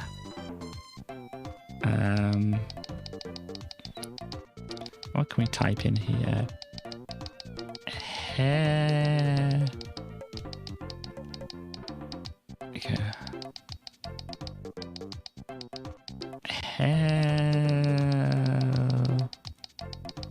Hello. Try. That is not right. Entry is forbidden. Oh, rats. I better keep looking for a 7-letter word to try. Okay. Oh, you have to do that if you want to get in. How about ah? Okay. It's not ah. So, there's certainly stuff happening here. I'm wondering if there's any way, like, save. Oh, there is a save here.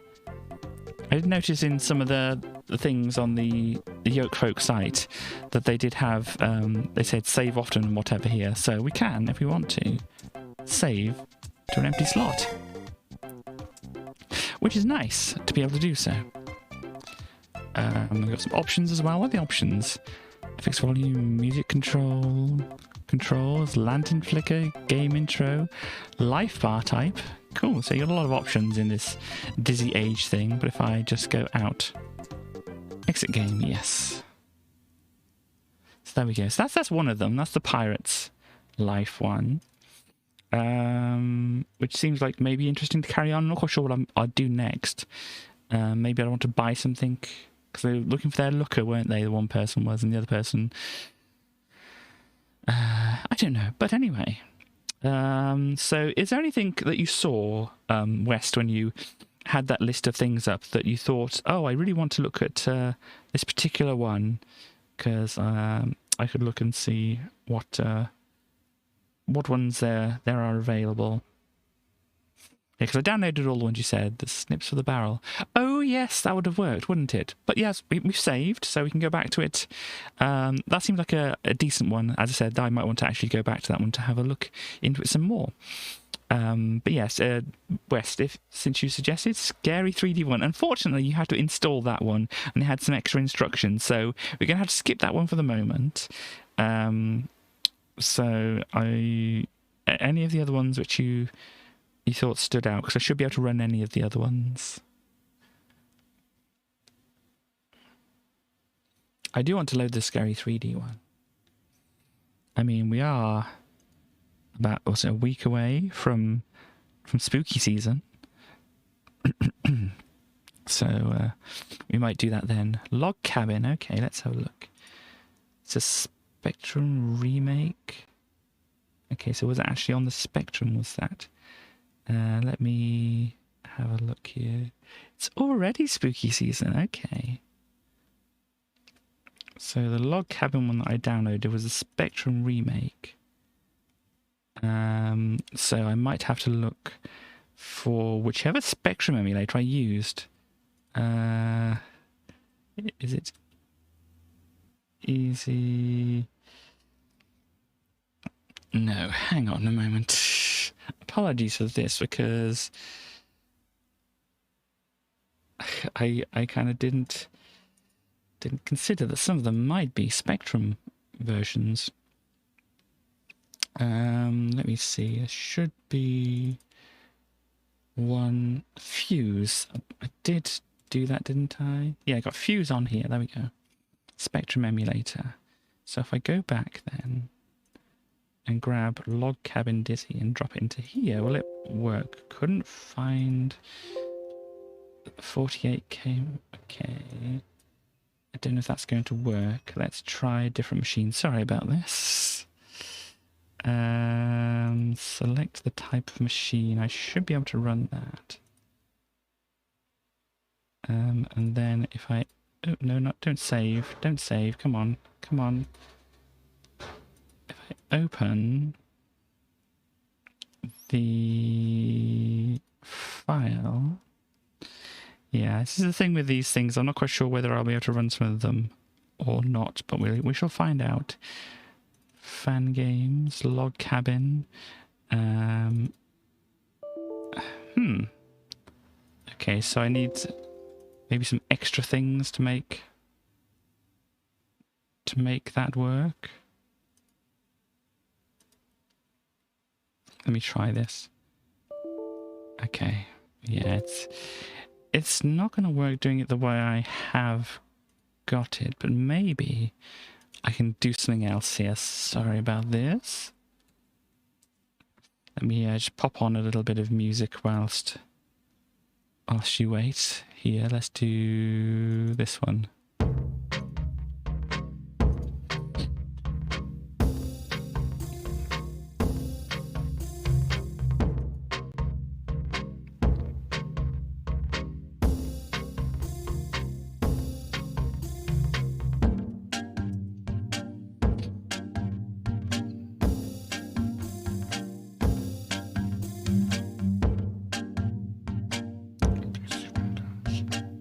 Ah, there we go.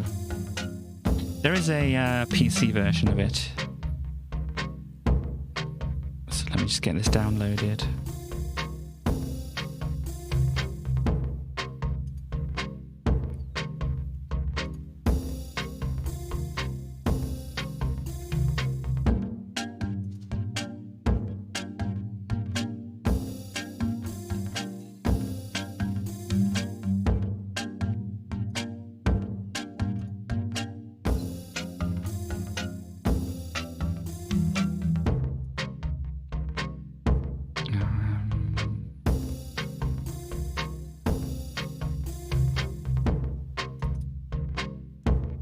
Here we go.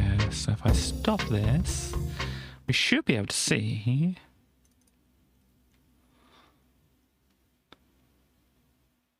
Here we go. Log cabin. Oh, you can probably see it as well. That's good. Oops, hang on. Yeah, you can see everything fine there. I didn't see who made the last one, but this is Jamie Douglas. Was it Jamie Douglas for the last one? I don't know. This is Jamie Douglas. These are interesting sprites as well. See, kind of slightly reworked.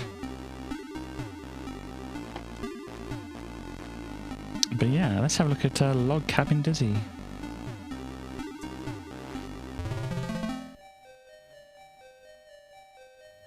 Okie dokie. Hi. There you are, Dizzy, my boy. Can you stop this water dripping on me? Why don't you move out from underneath it? Because I need to be near the fire to keep warm. Which reminds me, do hurry up and light it. I'm getting cold. Yes, Grand Dizzy. Okay, there's something over here. Don't know what that is. This cupboard is locked. Okay. There's a bucket as well. Oh.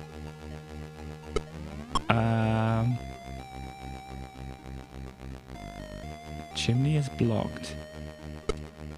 Okay. So you can only carry one thing always. I'm picking up.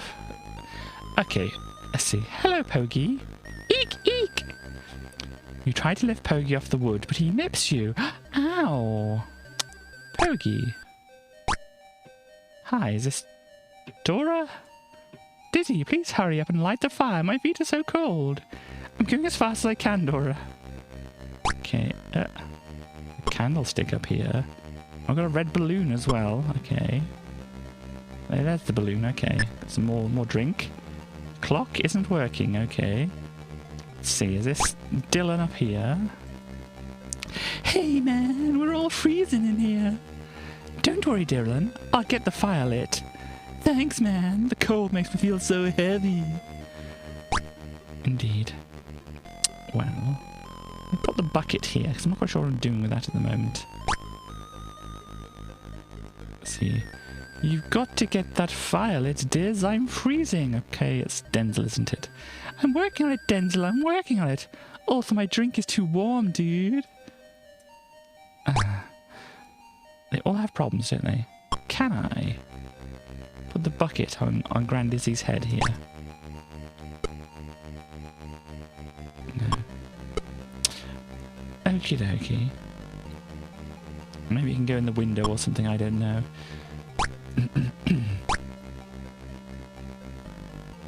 See, is this Daisy then? Hello, Dizzy. Can you light the fire so that we're all warm? Of course I will, my little breakfast treat. Oh gosh, that's... Wow! Wow! That's dark! That's... Wow! That's dark!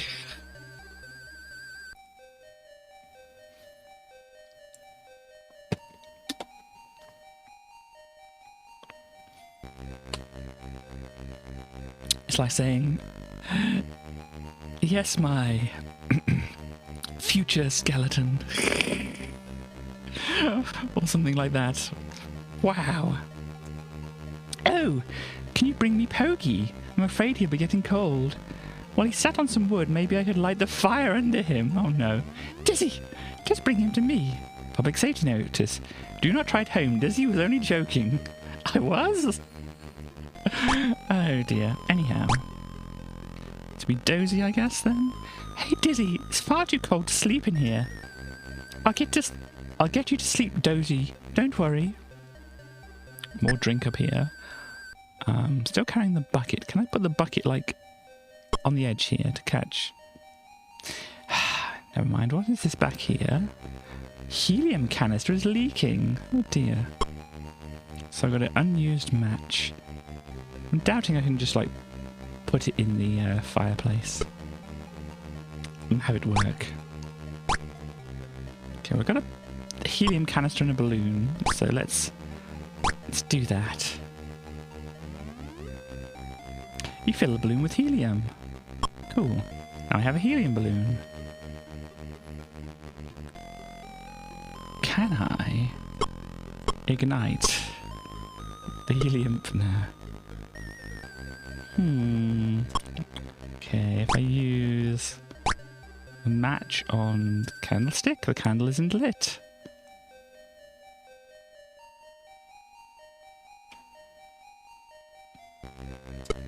Okay, can I go through this door? Oh, no, there's the door panel. I can't go through the door. Okay, so this is basically an escape room. It said it was closed over here, didn't it?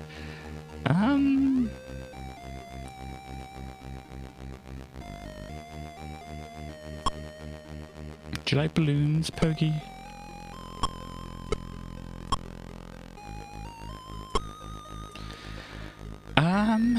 Light the I tried lighting the candle. At least I think I tried lighting the candle.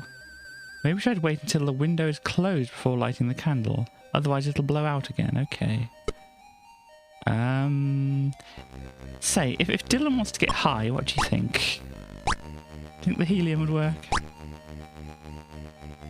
Here's a balloon to help you feel lighter. Thanks, dude. Can you look out for this key for me? This makes perfect sense. Where's the key then? It's over here.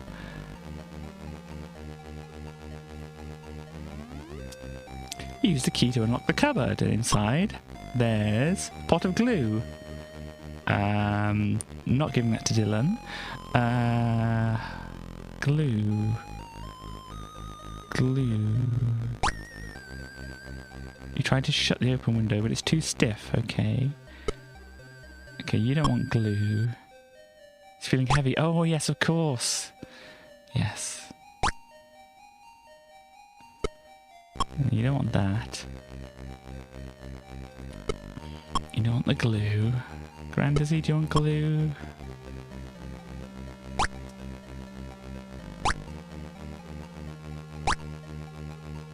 Dozy, do you want glue? No. Did say it was leaking, but don't think that'll help. Something back here? A chimney brush. Wow, it's very hard to see. So let's use the chimney brush. You push the brush up the chimney and something falls down. Okay, this is an ice hammer. The brush is too short to get further up the chimney. Okay. An ice hammer. A hammer for breaking ice? A hammer for hitting Poggy? No.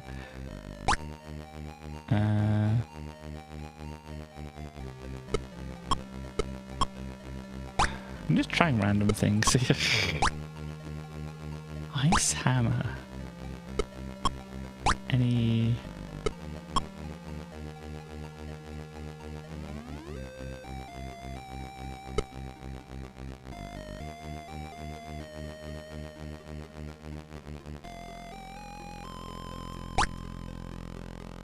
I can't speak to them again.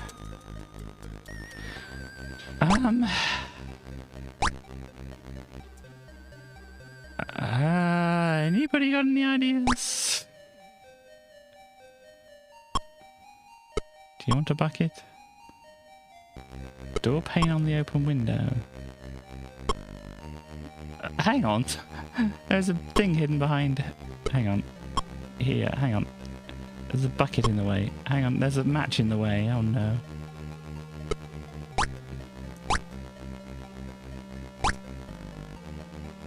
So I have a wooden panel now. Here, have a wooden panel. You grab this drink from behind here. Maybe? Put the bucket down. No, that doesn't work. I think it is just a thing that was covering up the door.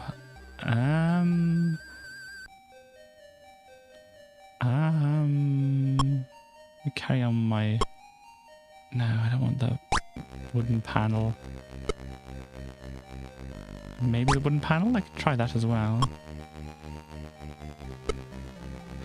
No. Bucket. Anybody want a bucket? I tried giving the bucket to you in the first place, didn't I?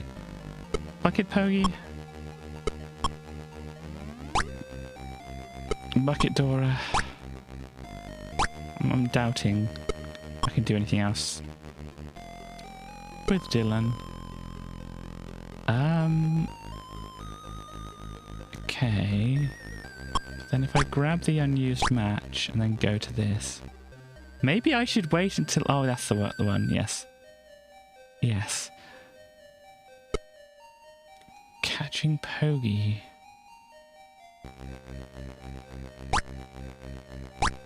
Question really is how.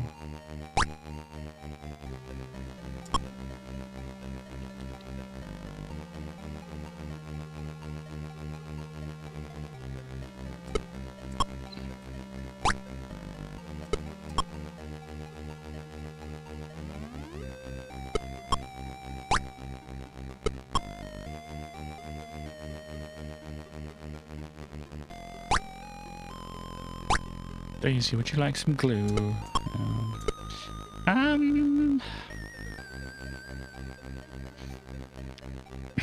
So we have glue, we have a bucket, we have a ice hammer.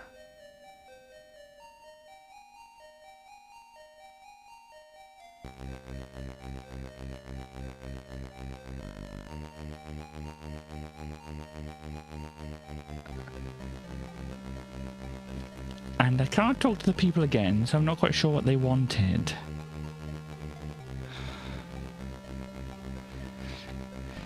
I might restart. Okay, you got it. Dora's feet were cold, Dylan's drink was too warm, Daisy wants Poggy, and Granddaddy wants not to be dripped on. Okay, so let's not do that. If his drink is too warm, do you think the hammer will help him then? No.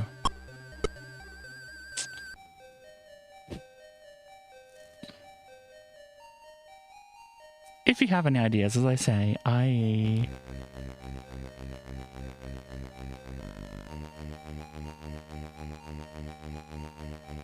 just don't know.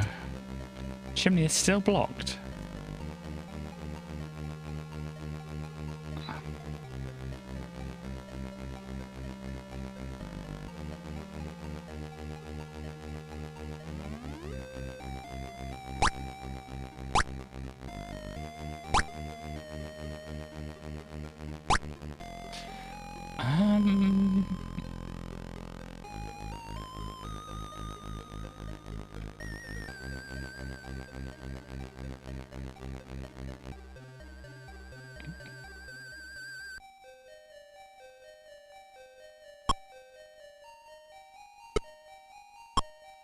Okay.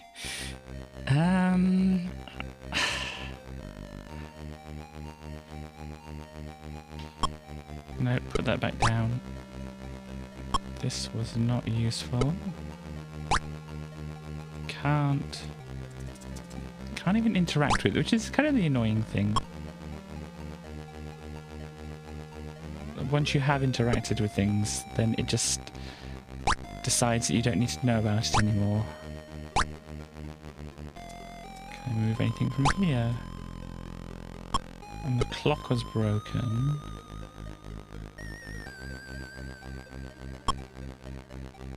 Wall next to Dozy. Okay. I did find something there before. Ah, but there's more stuff, more drink at least. Wooden eaves as well we've got. Yeah, it is a little silly. Where all these things are hiding around.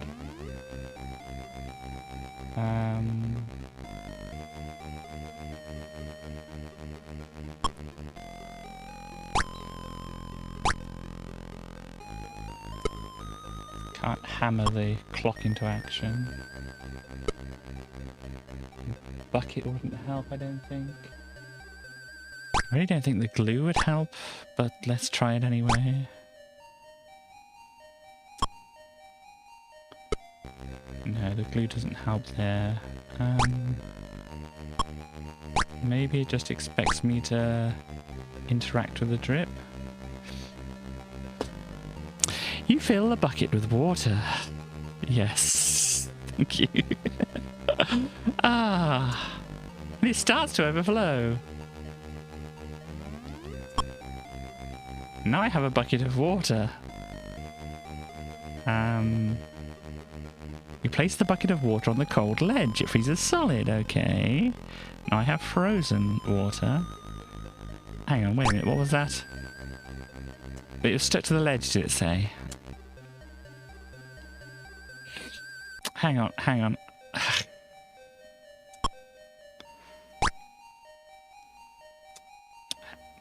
Dizzy. You hit the ice with a hammer and the whole thing shatters. Okay, some crushed ice. Thank you for looking it up, but I just had the idea at the same time that you let me know. Hi Denzel, here's some ice for your drink. Thanks dude. Here, have this can of oil which I just randomly have. So now I can close the window over there. You spray the window frame with oil and it swings closed easily. As it closes, something falls off the top. Which is a pendulum. Okay.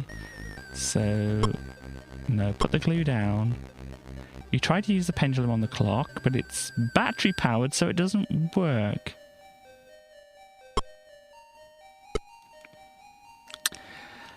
Okay.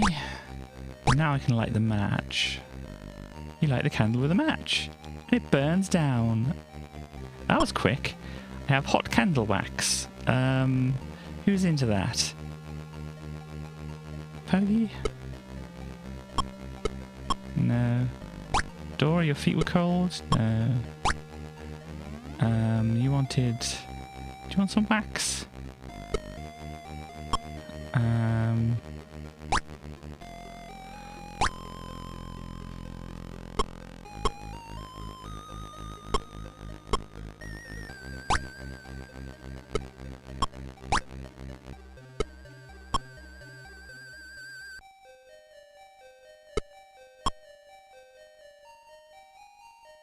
Pendulum and Poggy.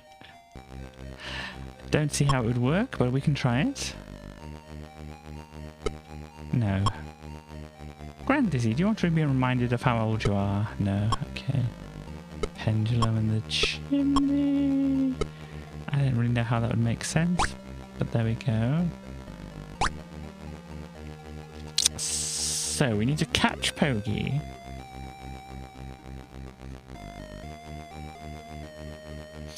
We need to warm up Dora's feet. Just stop that dripping on the chair. Ah, that's maybe an idea, actually. I don't know if I tried that.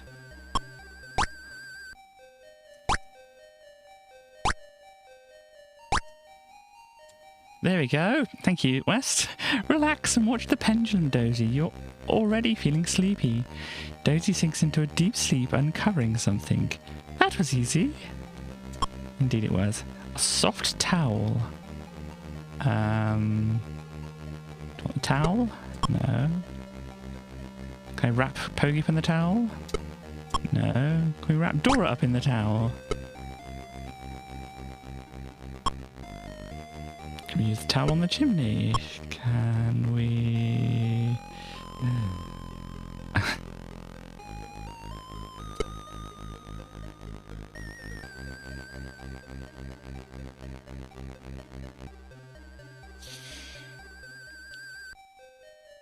So, I mean, Daisy wants Pogie, so that we've got that down. If we catch Pogie. Yeah, it's fine.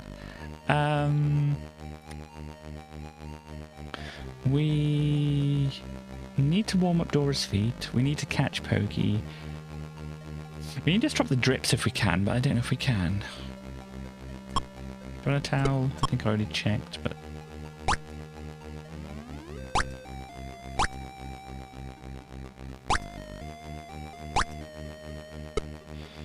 don't think this is going to help. With that, this isn't going to do anything else afterwards. So yeah, you've got wax glue. Candle wax on the roof. For what?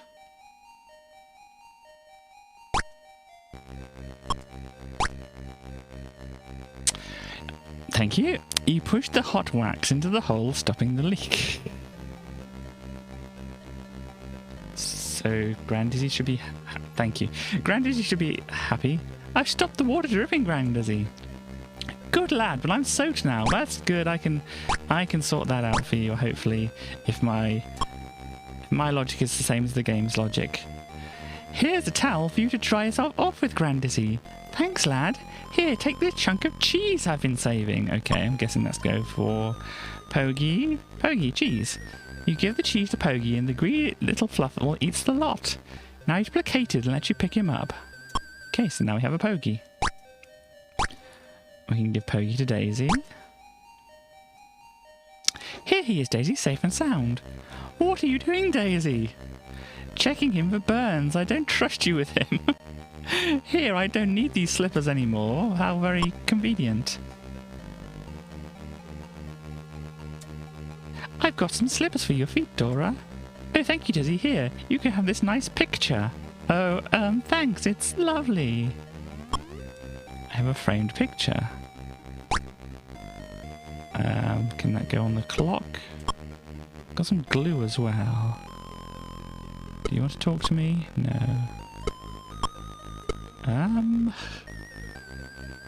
So I still need to start the fire. Hang on, is this firewood over here? It is. It's a pile of wood. I'll put the wood in there, but now I need something to light it with. Over the window, you think? Well, you've already closed the window.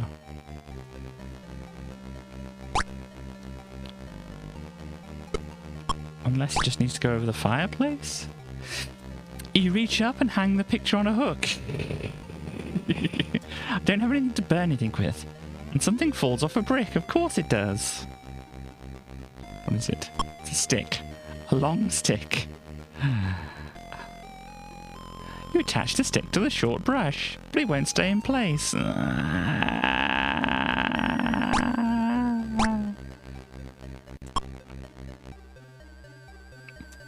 You glue the stick onto the short brush to make a longer brush. Indeed, now I have a longer brush. Hang on. Now you push the longer brush up the chimney. And something else falls down. It is a screwdriver. To fix the clock? I don't know why. You prise the back of the clock off with a screwdriver to fix it and find something in the case, which is a match. Another one. Okay, so if we take the wood, the chimney is now unblocked. That is good. Cool. Can I put the wood? You put the wood in the fireplace, thank you. And we light the wood. You light the fire with a match. Well done, Dizzy. You got the fire lit. But we all got so cold waiting, we need a festive drink to warm us up. Here you go, Daisy. I got each of you a whiskey. Oh, Dizzy, my hero. You played for 23 minutes and 2 seconds. Well, there we go. Thank you for the assistance, West. we completed one of them. Yay!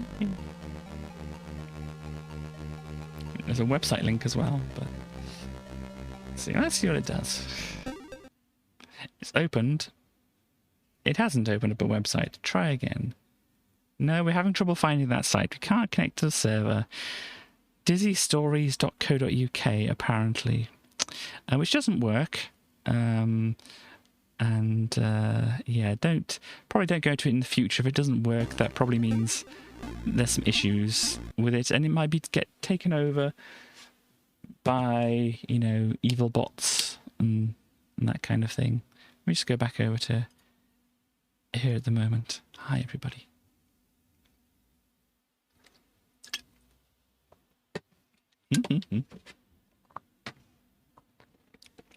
I wouldn't expect any less from you, Chaos. But yes, so was there any other ones which, you know, immediately caught your eye there, West? Or I mean, I could see if I could look at one here. I'll do one, and if you come to another one which you think might be interesting, you can let me know. But I'm going to load up this one here, which you won't be able to see at the moment. No, that's the wrong one. It's the right one. Can you be Dizzy's thesis on why the free market is the only thing that can end poverty? I'm not aware of that, Chaos. If you can find that. Dizzy Age Default Tape and Play 2. I think I was interested in all the ones. Okay, cool. So I'll just pick and choose from what I downloaded and what you mentioned as well. I didn't know if there's anything like, I want you to get to this quickly. This is one's called A Nice Cup of Tea. Now we can speak to Grand Dizzy over here. Where's my cup of tea? Okay. Oh gosh, that's a bit of a noise, isn't it? I got a wood saw. Can I grab a... It's Grand Dizzy's tea mug. Okay. This is Grand Dizzy's teapot. Okay. Now I have an empty kettle and a wood saw. Did he try to turn on the water tap? Grand Dizzy, the water won't turn on. I know, son. The tap's stiff. You'll need to loosen it. Okay. I wanted to go down there. Okay, here we go. We've got some Brill cream. There's a broom over there as well. Let me grab... Can I grab the broom? Your hands are full. Okay. Let me pop down the Brill cream. Pop down the kettle.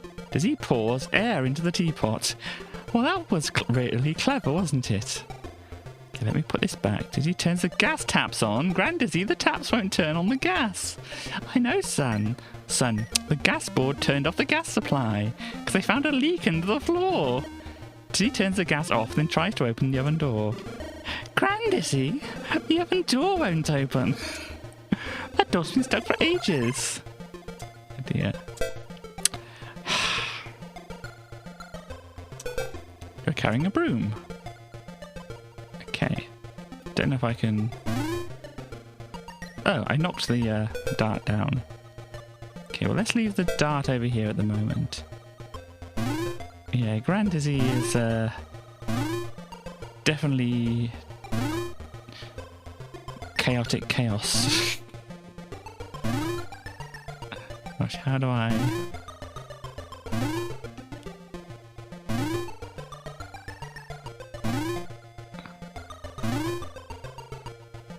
bunch of tools appear. Also the pink radio.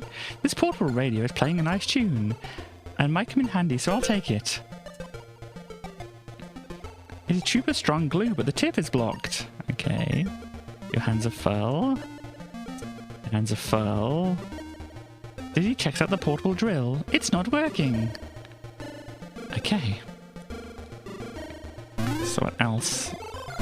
We have a bird. I never knew you had a parrot, Grand Dizzy.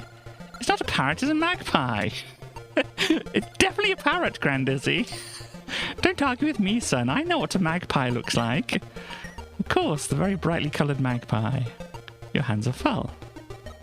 Okay, well, what is there? A tea bag. Well, that'll be useful.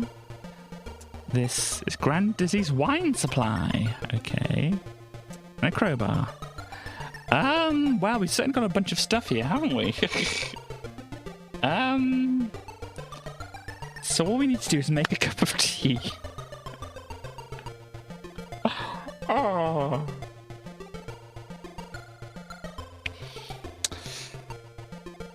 I'd say something about executive dysfunction, but I can't think of a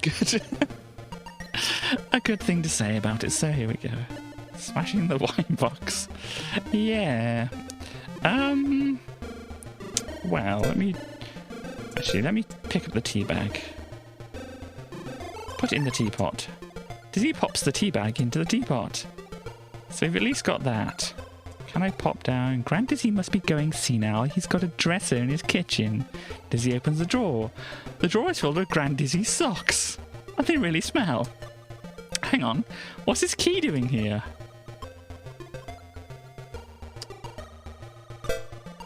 Wait, there was a key? Oh no, there's a key's on the floor. Okay. Gosh. There's so many things. I'll put the broom up here. There's a key here. What would the key be for? For the magpie, maybe?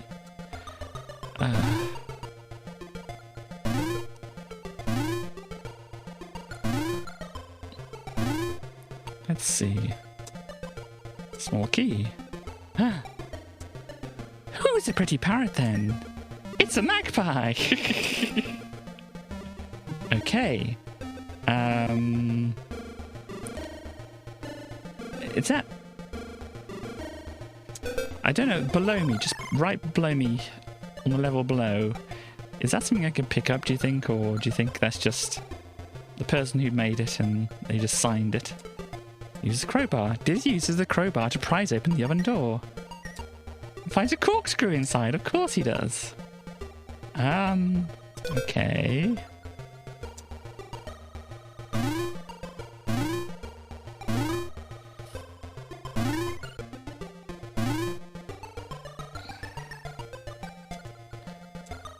Corkscrew. Dizzy opens a bottle of wine. He's sick of this stuff.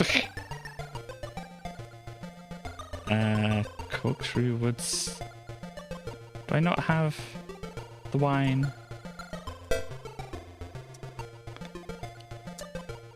Apparently I opened a bottle of wine, but there's not much else happening there. I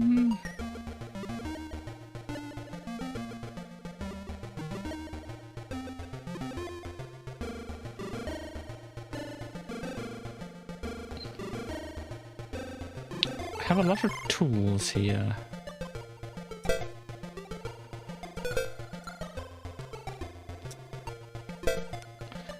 They did say there was like a leak under the floor, didn't they? Don't know if I can get there. My hands are full. No, I don't want to drop the... Ah!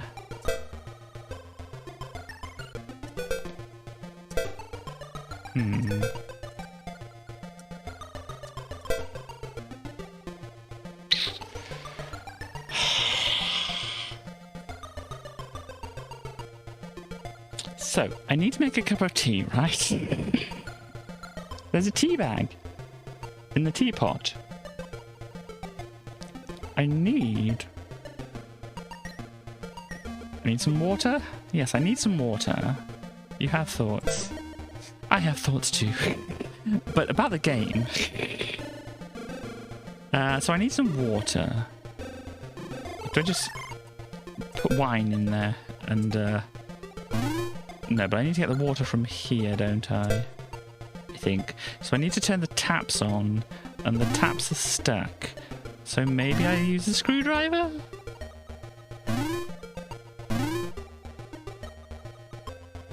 Maybe that too, yes. I have to say, I'm not entirely sure what brittle cream is. I can't remove the tap until it's turned on.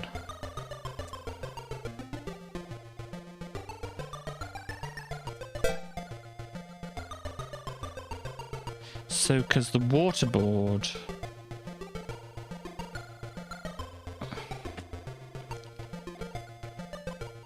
Or was it the gas board?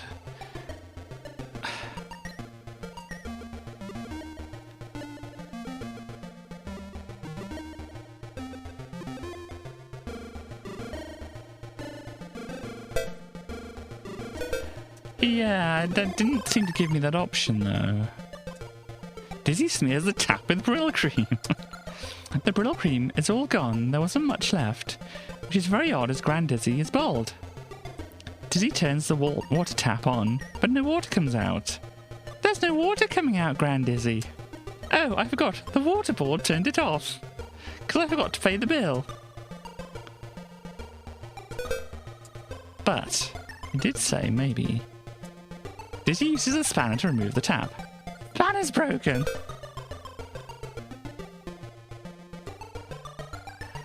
I now have a water tap.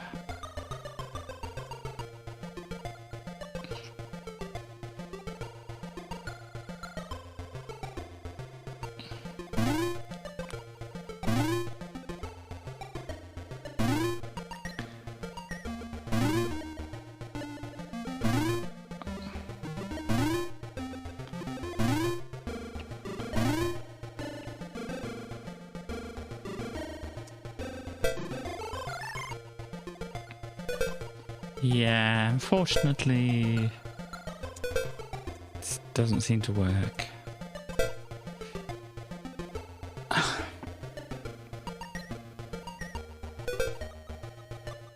There's a wine cork there. Can I open the window?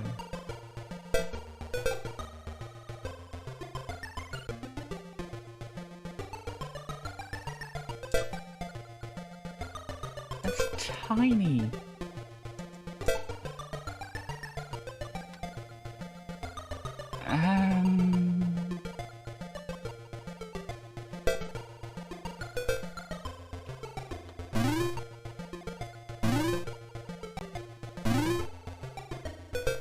I didn't want to get the broom.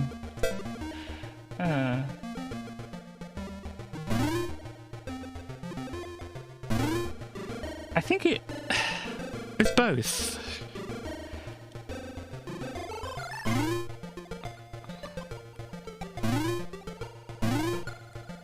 So the drill was broken, wasn't it? Can I fix the drill?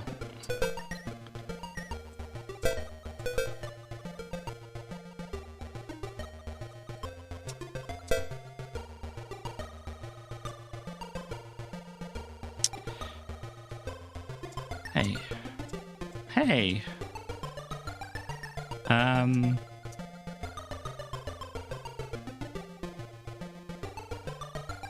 So this is what?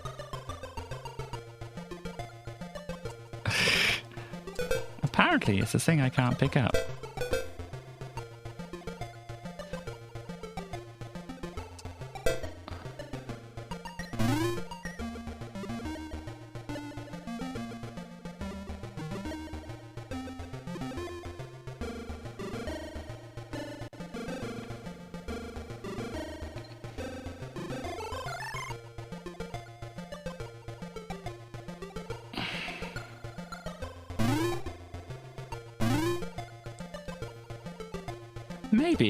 Maybe, yeah. Let me try something else first. Gosh. Go all the way down to go all the way up.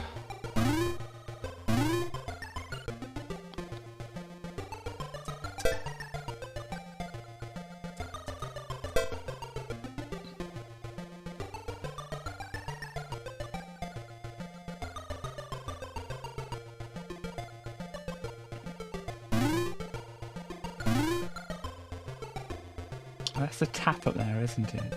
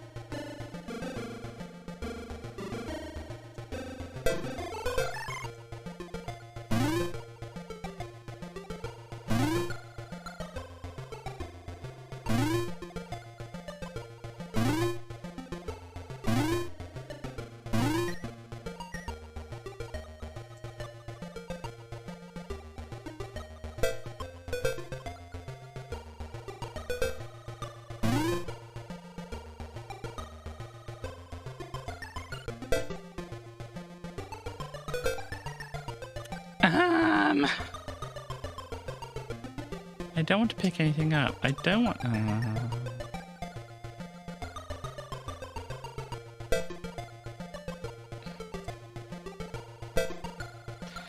Anybody?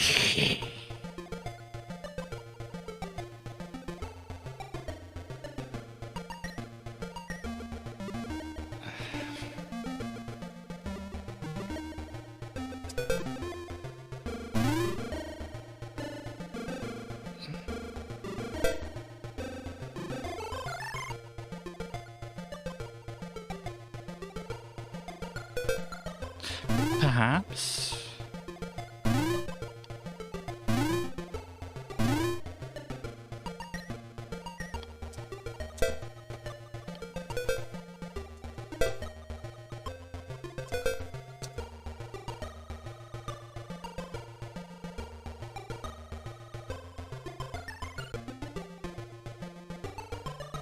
I'm still confused about what this thing is on the shelf up here.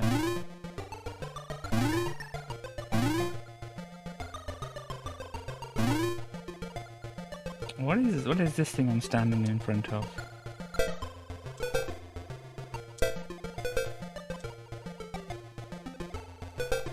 Couldn't use the tap on it. Couldn't use the corkscrew on it.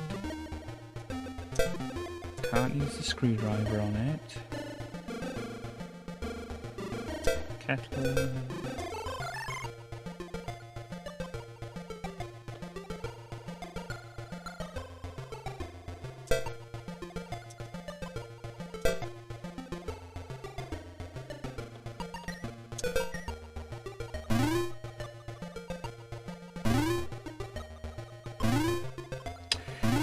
It's a thing.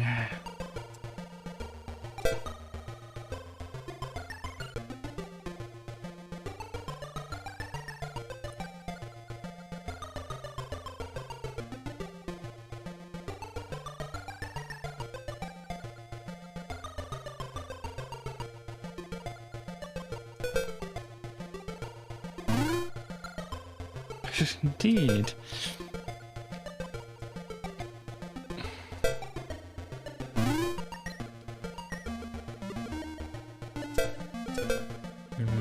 Cork.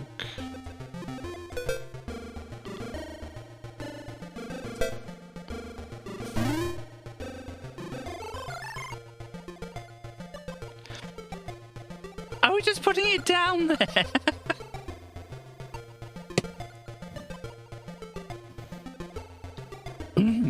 Dizzy uses the broom to open the window.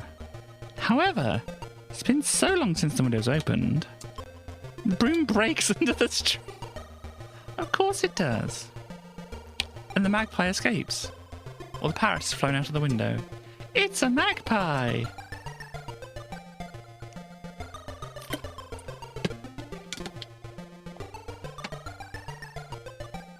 It's probably the best for the parrot. There's a piece of paper lining the cage. Let me guess, gas bill? I can't understand what's written on it.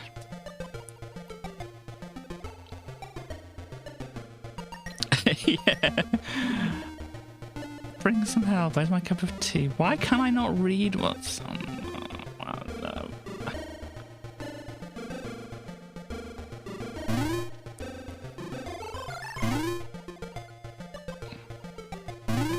Did you tell me that? You...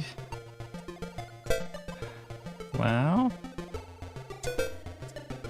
There is the mirror. Dizzy holds the paper under the mirror. Thank you, West. Writing is backwards. It's a spell for making rain. I make the sun go away and turn the blue skies into grey. And the parrot returns.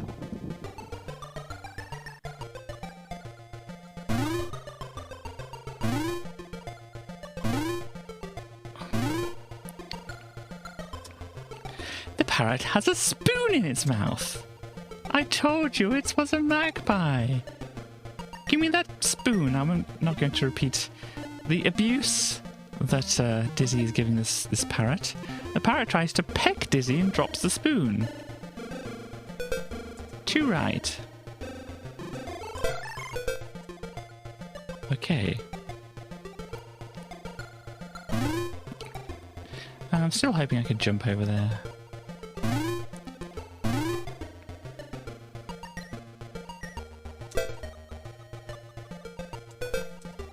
Whatever this mystery thing is here, you can't use a spoon with it. Fill kettle with rain, yeah. I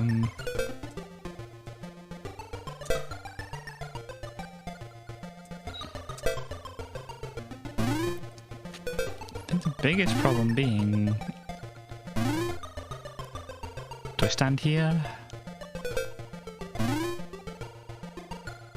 Wiggle over to the window.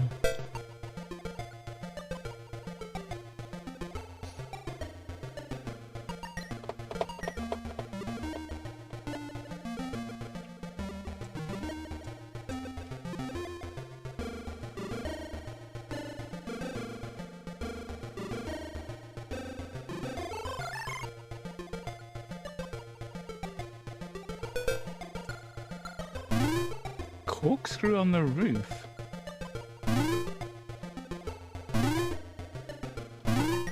I don't know even how you would...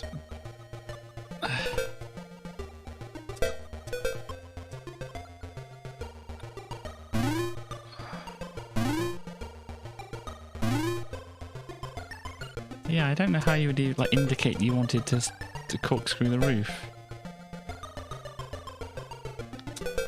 Did not want to pick up the portable radio. I wanted to use the screwdriver on the portable radio.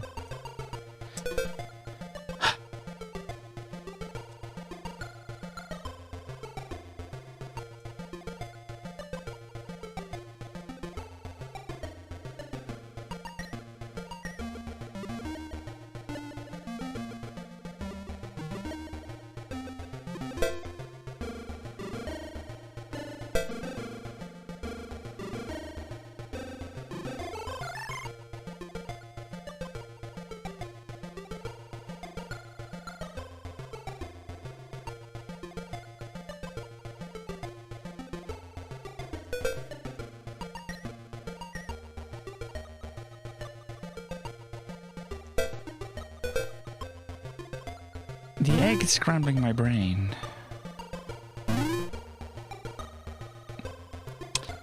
Starly, do you have any idea? Oh, well, whatever it is, this happened. Starly uses a dart to make a hole in the glue tip. Apparently it's glue. I was wondering what that was. Apparently it's glue. Why do I want glue?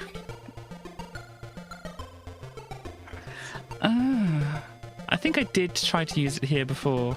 Yeah. I did try to use it there before. So now I can seriously pick up the glue.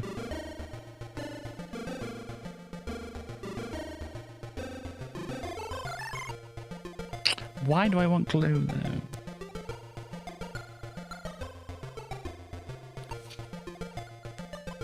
Oh, by the way, Starly, did you notice something? The Streamlabs has just said.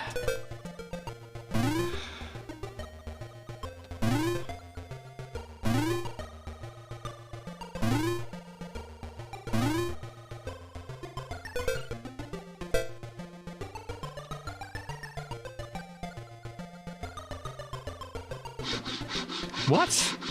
Apparently you can use this here. It's sugar.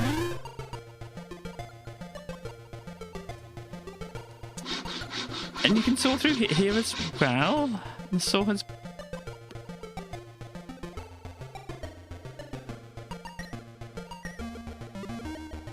Ah, right, okay.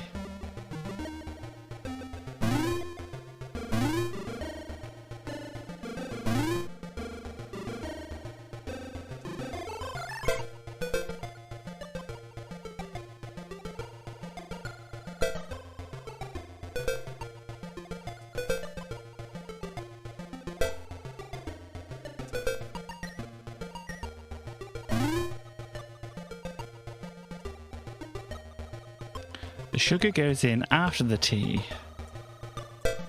Apparently.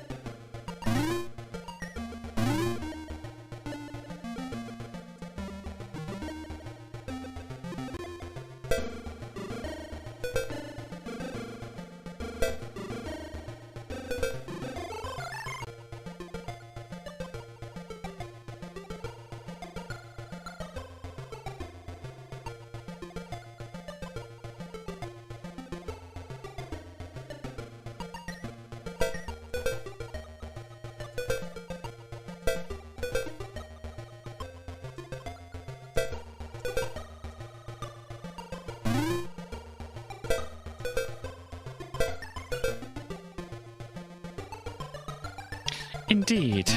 I mean, I'm sure it's not this much of a problem when you make tea. Cork drawer where I put the glue. Where did I do that?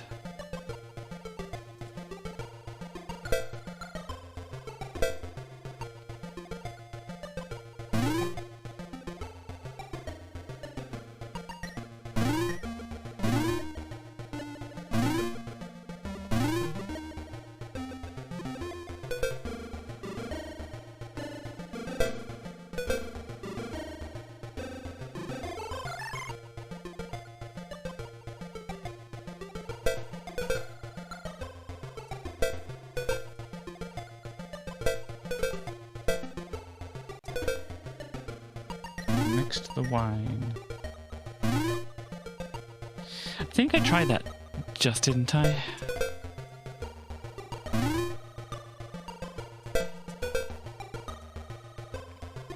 You did say before about trying this, but I tried it, but I'll do it again. It just doesn't...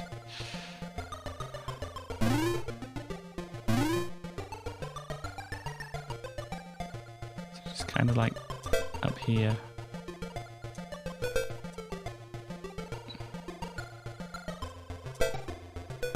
I mean, do I need to open up more wine? I don't need another cork. Apparently I need the cork for something. Yep, still can't jump over there.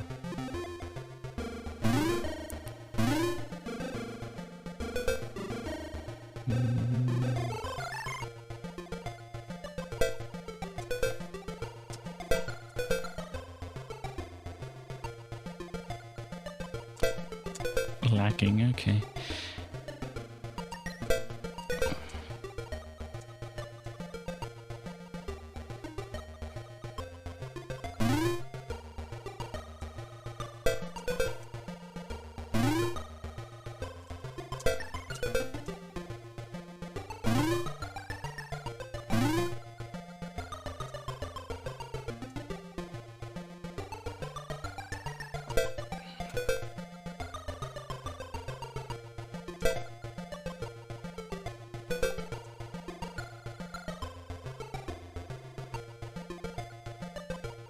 What would I want a cork for?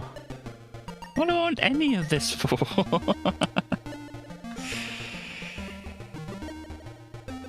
Glue on the drill, we can try that.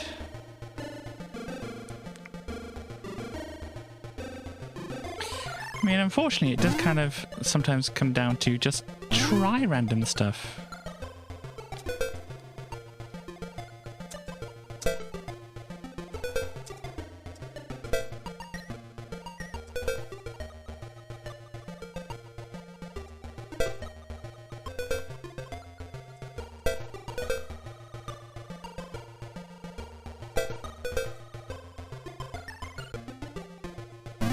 Glue on the parrot. I don't know how that helps. Usually it doesn't let me actually use anything with the parrot. I did try. It just wouldn't work. Yeah, it only says this. When I try to interact with the parrot, it just says that.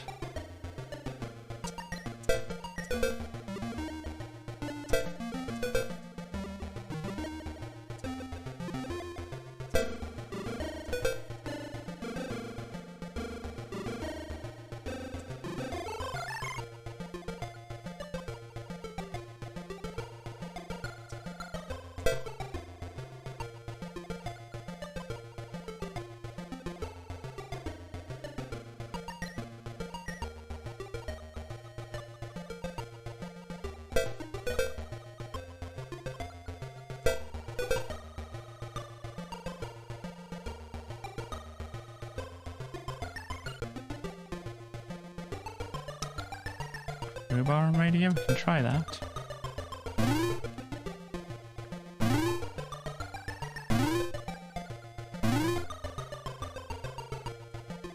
Your hands are full. This is the problem. Even if I can't pick it up, it just says my hands are full. I can't do much here. Maybe?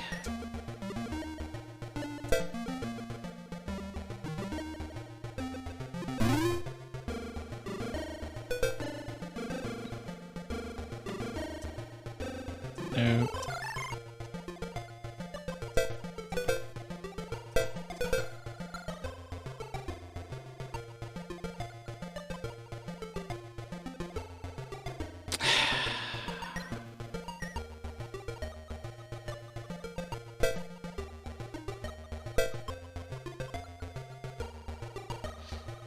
So I'm guessing the sugar and the spoon are just for the tea when we actually make it. These are the usual things you use to make tea.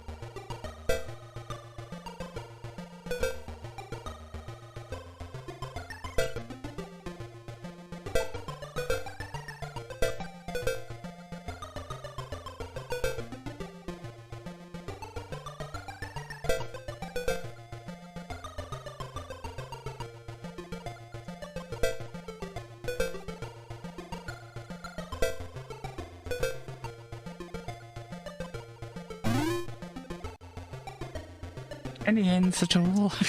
No.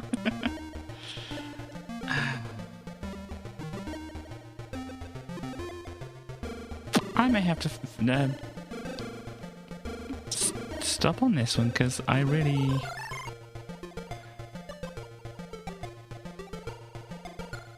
am quite stuck with this.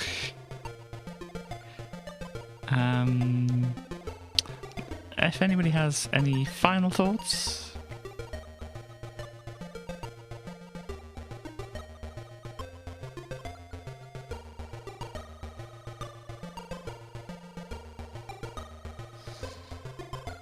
You found a thing. Okay.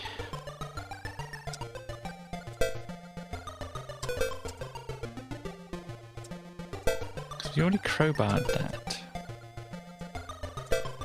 Crowbarring that doesn't help. I think we already crowbarred or opened that. Starly.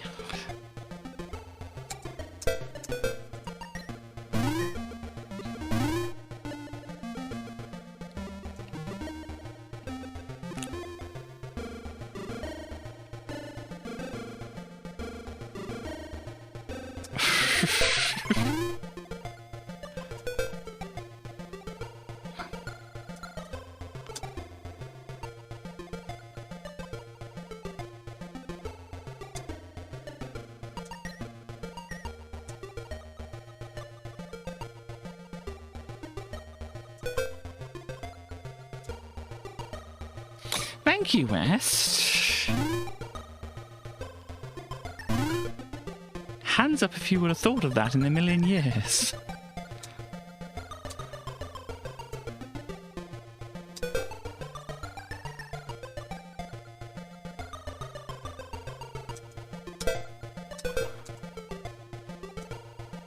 Don't want to pick things up. Can't drill that.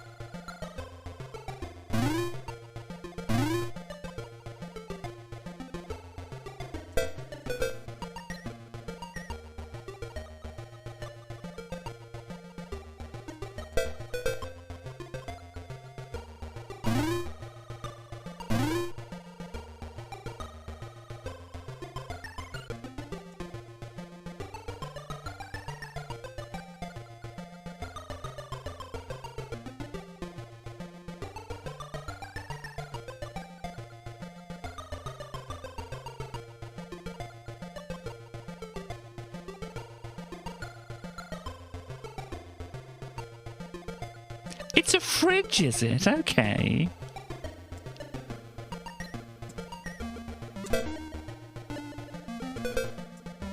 Come on.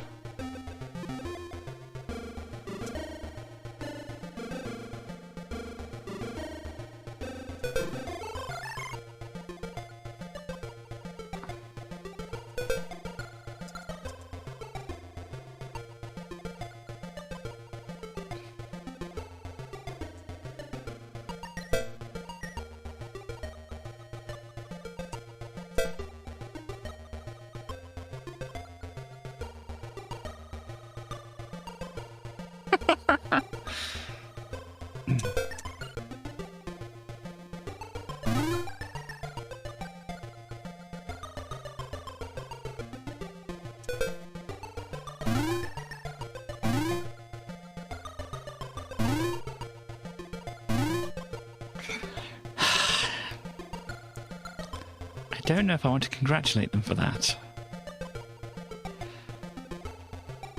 Is this hygienic?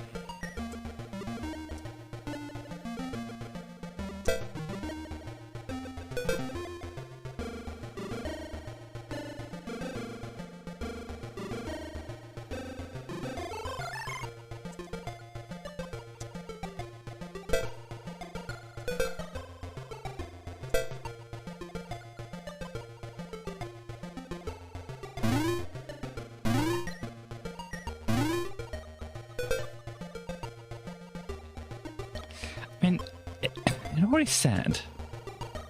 Oh, does he pries open the floorboard with a crowbar? Tube crowbars? It's broken. Thank you, West. I can see why they turned the gas off. There's a big hole in the pipe, and they've removed the tap to turn on the gas. I know, stupid health and safety rules over a little leak. I don't know what the world's coming to. I think I'd better replace the tap before fixing the hole.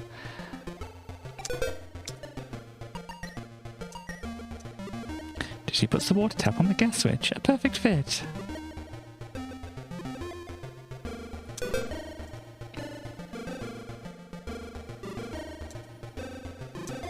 Dizzy shoves the cork into the hole and turns the gas on. They turned the gas off because... would it not be going to the house? Thank you. Oops. What? Oops, I'd better turn the gas off.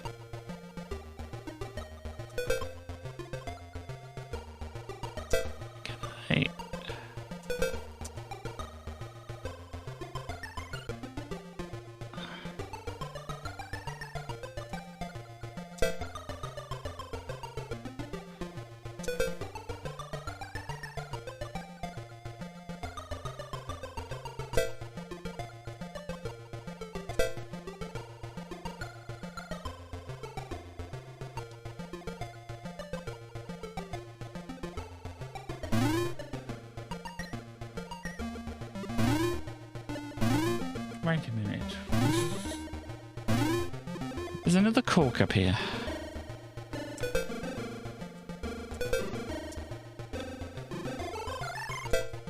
No. Is this because... I don't think I'll try that again. Dizzy squeezes all the glue around the hole. Dizzy shoves the cork into the glue-smeared hole, which instantly sets to rock hard. So Dizzy turns the gas back on. Perfect, I'll replace the floorboards. Okay.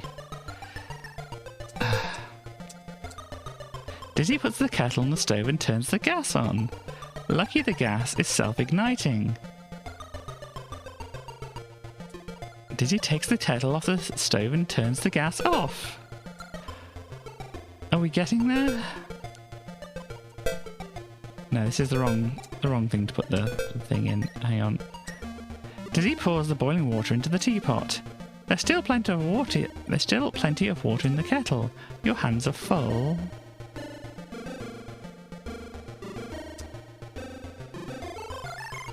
Why does it tell me my hands are full? Kettle of... I need to do something about the milk. But I'm not sure how. Dizzy replaces the kettle on the stove and turns the gas back on. Dizzy takes the kettle off. Your hands...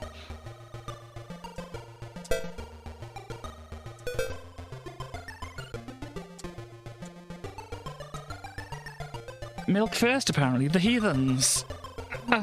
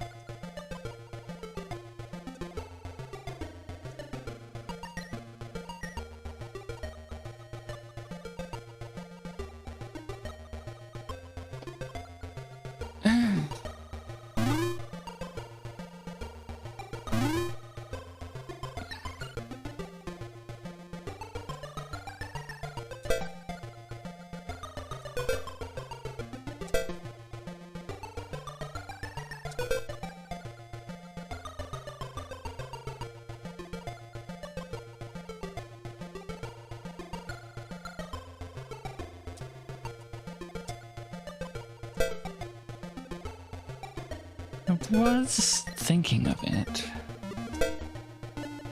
Does not seem that you can, though.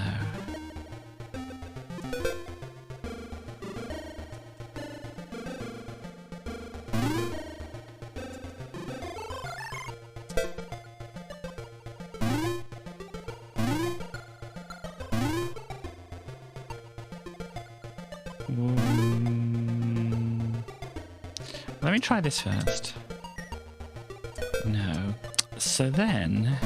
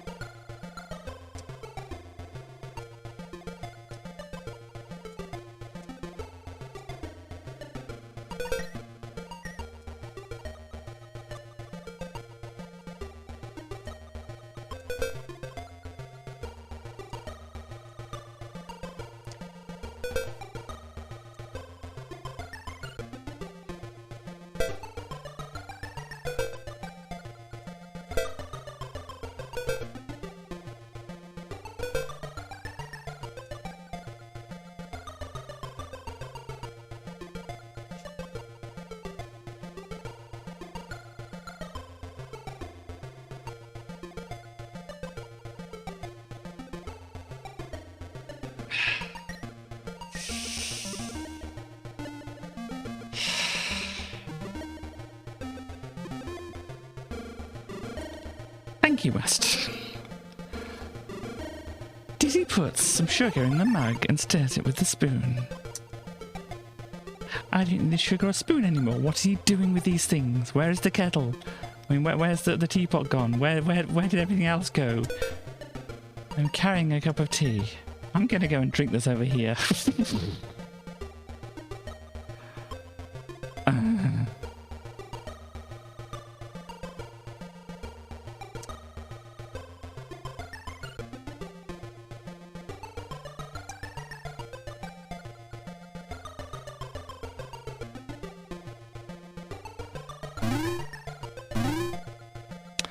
I'm gonna throw this out the window. There. Your cup of tea is out the frickin' window now.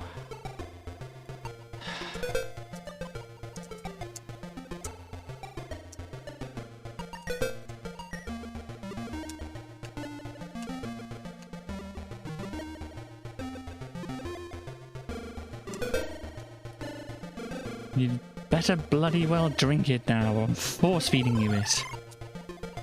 Thanks, Dizzy. Sip. It's a shame I lost that corkscrew, wasn't it?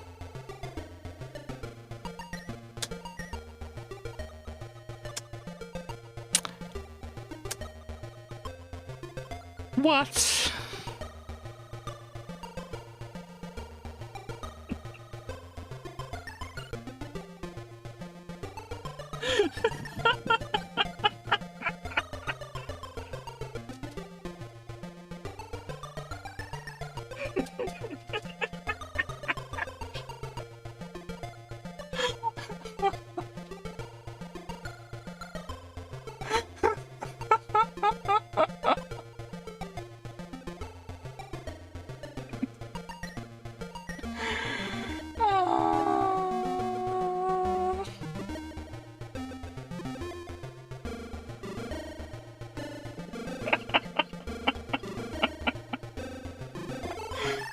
Oh.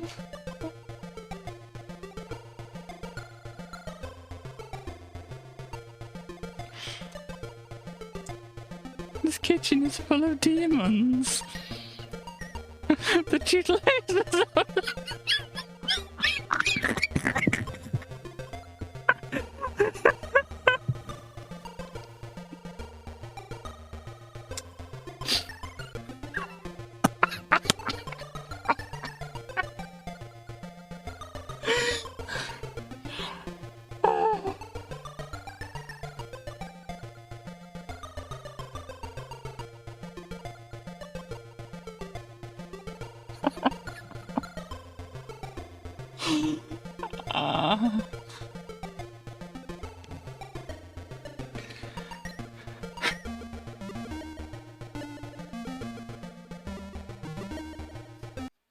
Friends. What in the actual F?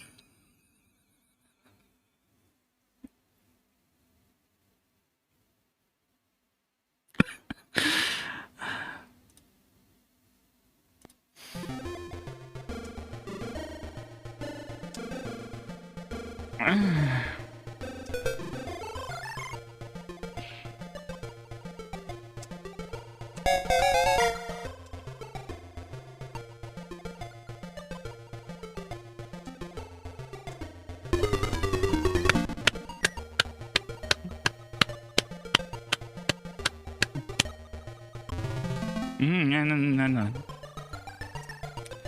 Dizzy died.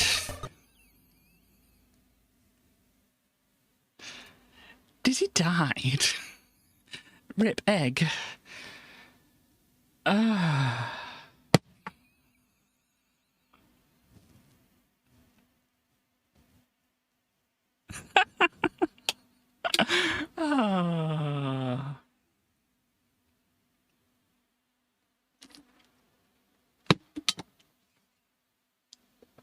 I think that's fulfilled my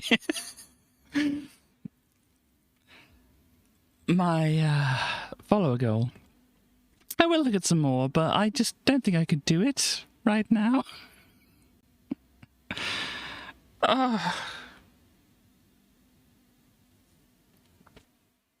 Wow.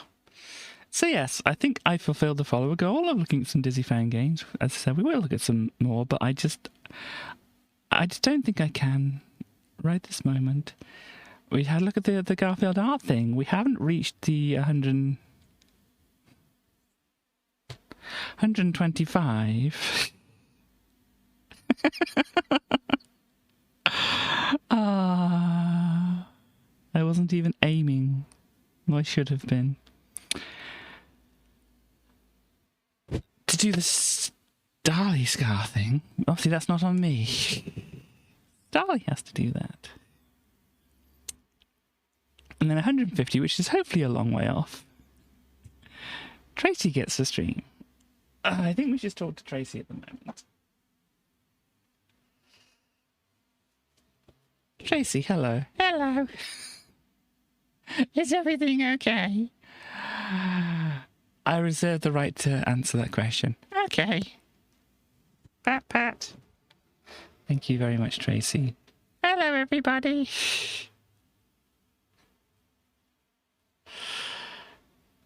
I think Katie should have lots and lots and lots of followers. And we should have more things about Starly talking about things. But Starly has her own stream.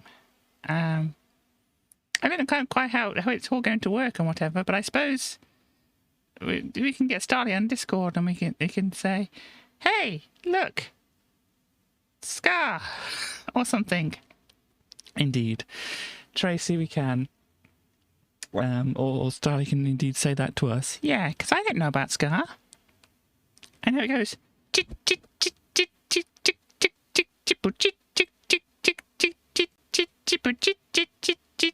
It's the budgie genre. Budgie. Budgie. Do you think I should have a cup of tea? I don't know. How difficult is it going to be to make?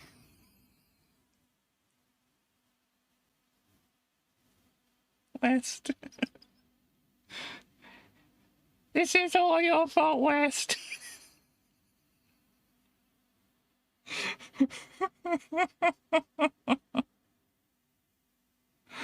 I blame you.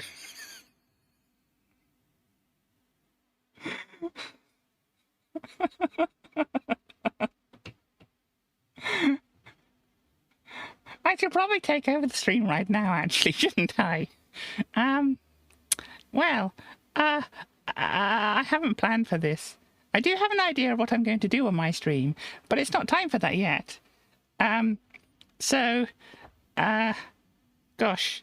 I think I'll leave you with Katie, actually, because I'm a bit flummoxed now, because I hadn't prepared for this moment. I'm not ready yet. Bye! I think we should take a nice break. I'm looking at anything to do with Dizzy. In fact, what I'll do right now is I'll go into my dashboard, I'll load up the follow goal thing, and I'll get rid of the Dizzy fan games and the evolution of Garfield's art style, because we did those. Definitely, most definitely did the Dizzy thing.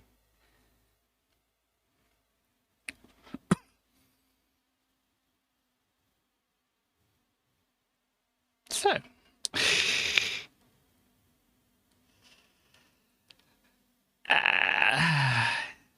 now it's time to do something which isn't quite Dizzy.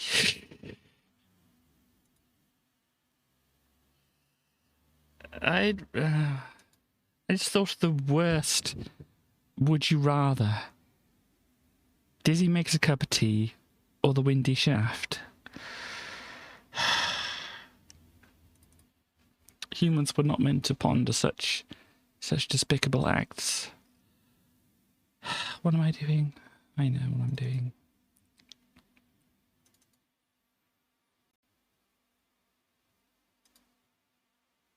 So let's do something a little more calm. And hopefully we won't see any Dizzy. I can't guarantee it though. Once this actually loads up, here we go. And we can turn over to this. Let us have a look at this Amiga Power issue. Excuse me. This one was the issue 20 from December of 1992.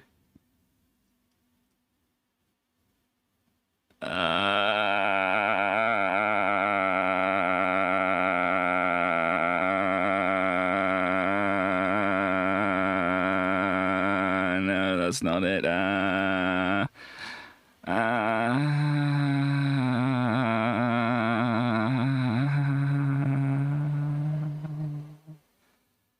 Look at the doggo.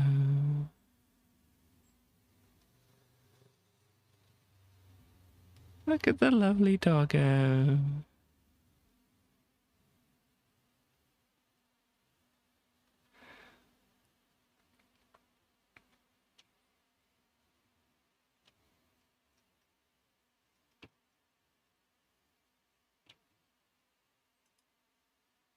West, you're banned. West, you are banned from inflicting any more psychic damage on me today. Dizzy has done enough. Don't you think Dizzy has done enough?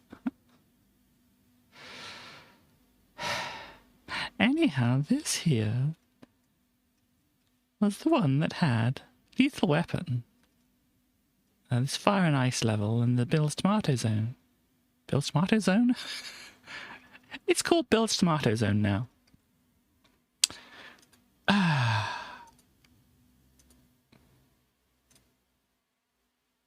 The Games Master Zone at Comet.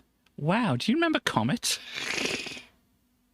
You have nothing to lose but your lives. Does anybody in the UK remember Comet? Are they still around? I doubt they are. I think some people here would be like, oh, yes, please. Yes, please. Will you be torn to shreds by Vega? Oh, I thought it was like, would you like to be torn to shreds by Vega? And I'm sure a lot of people would be like, yes, indeed. Please, Vega, tear me to shreds. Will you be bombarded out of existence?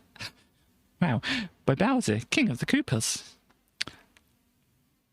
Will you be blown to smithereens by your friendly neighborhood Terminator? Indeed. You can meet your doom dozens of ways in the Games Master Zone at Comet. The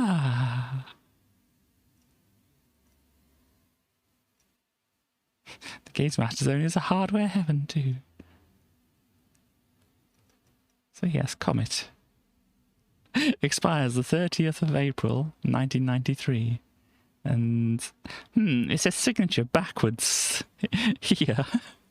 Do you think they printed, like, both sides of it? Or is it see-through? It's possibly see-through. That's an interesting...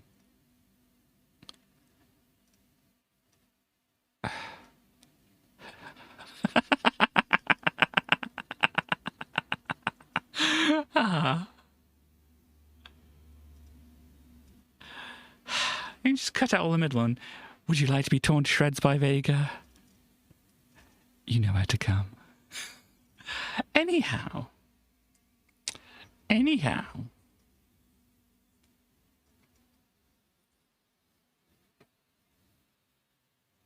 Lisa would just like to say, Bunny, Bunny, how do you like your eggs?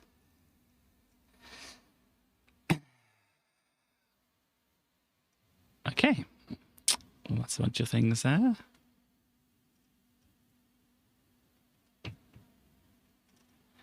Lethal weapon, yep. Control it. Bill's Tomato game, you control that too. This is old adverts.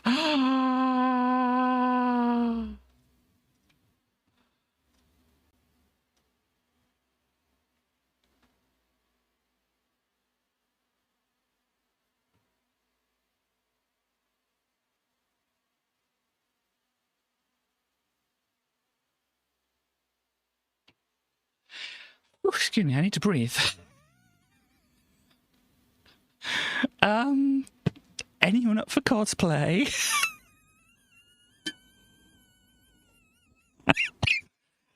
Oh, gosh. Ah.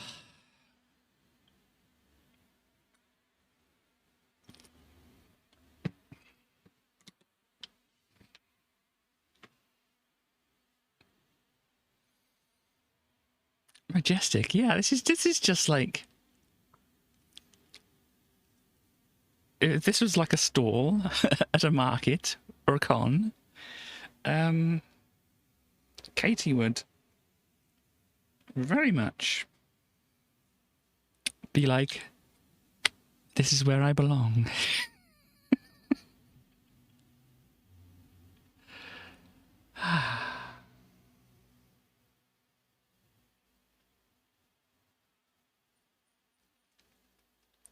Chopper, chopper, cheap, cheap. That was the worst headline we could come up with when Gremlin announced that Zool was to have a promotional tie-in with Chupa Chups. They are, for those in the dark, the world's best-selling lollipops, it says here. And in addition to appearing in level 1 of Gremlin's intensely popular platform experience, there's also one free in every Zool game box. And apparently, Salvador Dali designed the Chupa Chup wrapper. Gosh, I missed out. Not buying Zool back in the day. Could have had a Chupa Chup lolly. I wonder if there are any, like, sealed, boxed copies of Zool still around.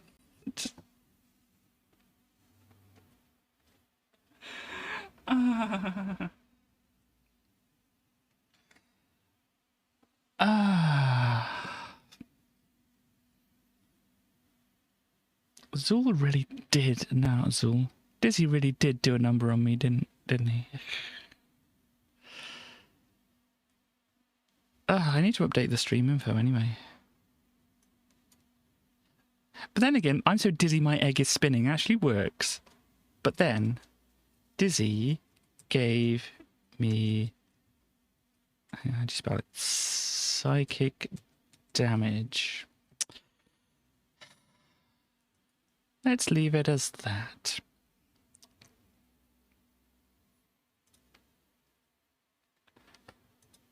I wonder what a nearly 30-year-old Chupa Chuff lolly would be like. Touch, don't push. Yeah, the Turbo Touch. I think I saw a review of this and they were like, it's kind of rough.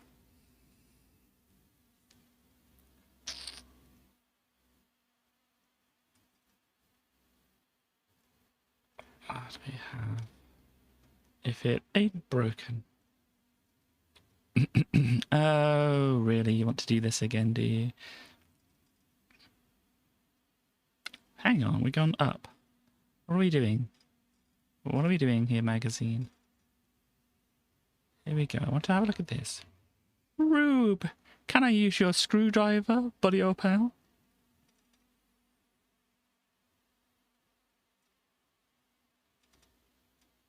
What's this? Night Law. Contraptions. Okay.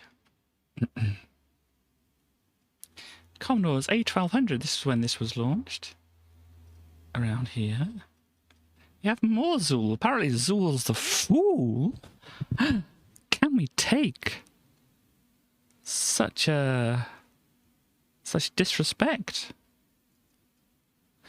After smashing its way into the top position at the weekly charts, Gremlin's Ninja Hunt has come across a slight problem. It seems while the game is being tested, someone somewhere forgot to test it on any machine with more than 1 meg of memory. Unfortunately, most people have found this out the hard way. But seeing as Gremlin are an incredibly nice company they are, at this very moment, and even as we write, working on a new version that will be compatible with any machine carrying more than the standard 1 meg upgrades. Well done, chaps. Now please, no more readers' phone calls. We know.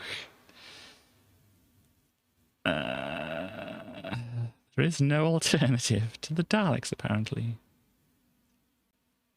Alternative software. They're back.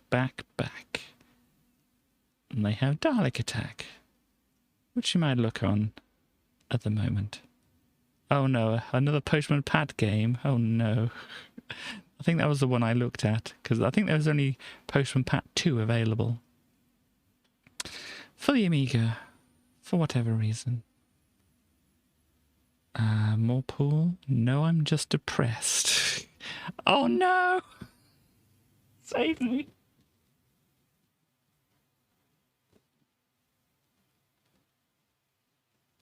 Save me! Why? Why?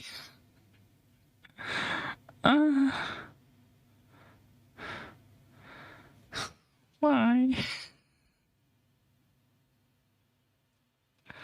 We're going to look at goblins too here.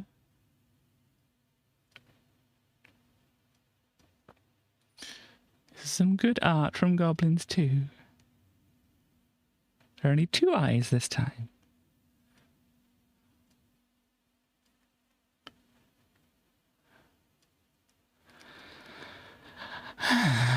Anyhow, Amiga Power recommends these games here. Look, Zool is at the top of the chart. And WizKid's over here too. Gremlin has finally done it. The Ninja Ant has finally beaten Sensible Soccer to the #1 spot. Gremlin have 5 others in the top 10. Wow. And WizKid, they're saying, it's about time too. We've been waiting for this great game from Ocean for ages.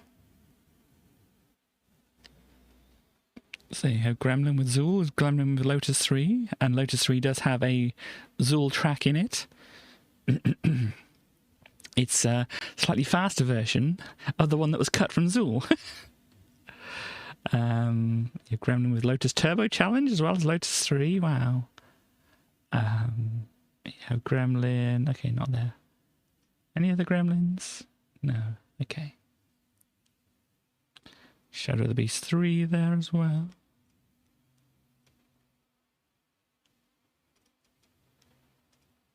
Yes. I did find the Amiga Power, the video. I did post a link to one of the parts that's on YouTube about it. I don't know if I want to do a watch thing on this channel for it or not. It might be a thing. Street Fighter 2. Here's all the people in Street Fighter 2. If you don't know about Street Fighter 2, then, you know. Oh, this is previews, is it? Okay. And Frontier, yes. Why? Why? Frontier. Here we go. You have an Earth-like,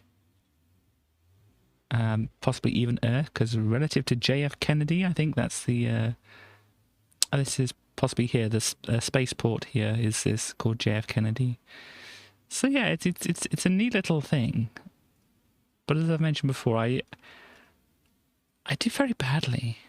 And there's Jupiter, the Sun, Ariel, whoever that is, Uranus over there. There's the JF Kennedy port again. It's got Konami written on this shipping container. And yeah, you can do like some buying of things and tradings and things like that. It's all very good. I mean, I like the idea of the whole buying and trading part of it, as I said, but I just wasn't very good at the combat. Here's the Universal Monsters, which we had a demo of previously, which we couldn't really do very much in. Take to the skies, cannon fodder. Center of technical excellence. And Kyrandia, which looked like an interesting game as well. Road Rash. If you want a bike racing game, motorbike racing game. I got some more portraits over here. You've definitely seen this portrait before. It's the law, apparently. Apparently this is a police person. This is Biff, apparently. Somebody else.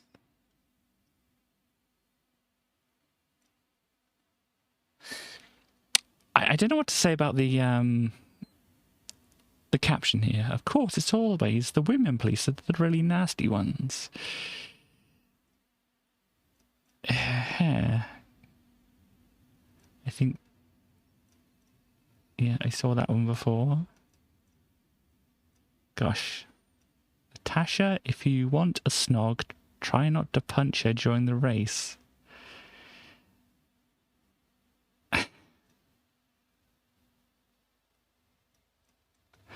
Well, there you go. There's that. Yeah, Pinball Fantasies. Am I going to be able to rotate this without things breaking immensely? Here we go. So they have, I think, 4 tables here. You have Partyland with the clown. Did we see that on the demo? I think that might have been part of the demo. The puke lights. You got puke at the top here. Oh dear. Anyhow. Partyland. TV keeps freezing. Oh dear. Speed Devils. What else do we have here? $1 billion game show.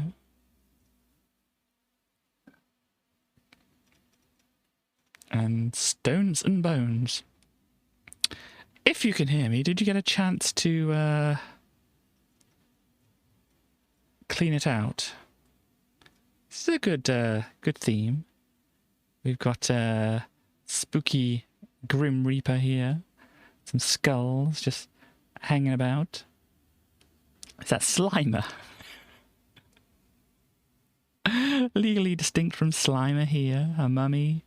Bat-eared bat, maybe? Maybe a zombie coming out of the ground, but obviously not coming out of the ground because they're just floating in the air.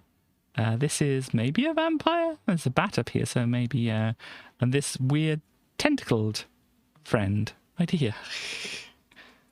Well, there we go. And they light it. It's a little new on display. It's pinball. Faffing around with the discs is much of a pain, and it's got an inflated price tag. Gosh, how much was it? It was $29.99. Oh gosh, that is so inflated for a price tag. To rotate it all the way around. Hang on, we're nearly there. Here we go. Campaign. A tank thing, which, you know, I'd probably not be too good at. Lethal Weapon. What did they say about it over here? Probably Ocean's finest computer platformer yet. Wow. Elusive One More Go appeal. Okay. There's not actually anything remotely original in here. There's always a nagging feeling that more could have been done with the game and the license. Edge of the seat movie time action, the kind which was implemented so well in Another World, is nowhere to be found. Would bigger sprites and more heroics really have been that hard to implement? Just recall the number of falls, jumps, fights, and improbable situations the characters get up to on the silver screen. There's none of that in this game. Don't go with 78 though. It's a platform game. Apparently, it's okay. So I don't know. We played the demo bit, but I don't know if I got much of an idea of the demo when I played it. You have McDonald and also known as, I think, MC Kids on different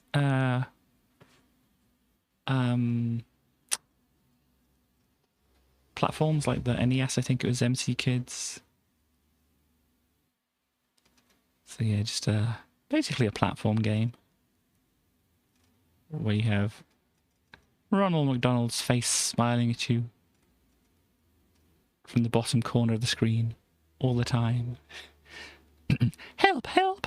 The Hamburglar has run off with my magic bag. Please help us get it back. Why are you asking a kid? Anyway, so the positives they give here, when you reflect on the horrific possibilities of the McDonald's license, we've probably got off quite lightly. But what I didn't like While all the basics of a decent platform game are there, McDonald Land seems to be written with a view to merely getting the job done, rather than coming up with a very terrific game. So don't expect any surprises. It's exactly what it sets out to be, but in a flaccid, tasteless, and completely uninspiring sort of way. How apt.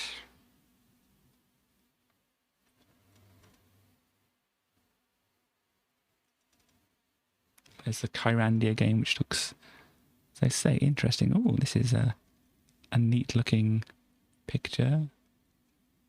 Look at that. A big dragon's head thing. Serpent's Grotto. Looks neat. Oh, there's a Edge. Y. Here we go. So yeah, there's other stuff happening there. TV, sports, boxing. Look at the realism here. 56%, oh dear. Boxing titles aren't really the most inspiring of games. Based around very boring beat-em-up gameplay. Well, there you go. Ween. Come on, please work. Have you finished? Can I look at Ween over here? This is very pleasant, isn't it? Ween, a game comes out with a funny name. We never miss a chance to make a few puns. Make no bones about this section. If you don't watch out, you'll have nobody to play with. Oh gosh, look at this face. And yeah, this is some Ween right here. Ween is definitely one of the smallest adventures around. Some of the puzzles are a little obvious, and the point-and-click system sometimes makes them easier than they should be. Not exactly a brain-buster, although novice adventurers like me will find it quite a challenge. Loading every screen as it's needed can be a bit of a pain as well. But they did say it looks nice and stuff, so definitely has some interesting some drawings and stuff.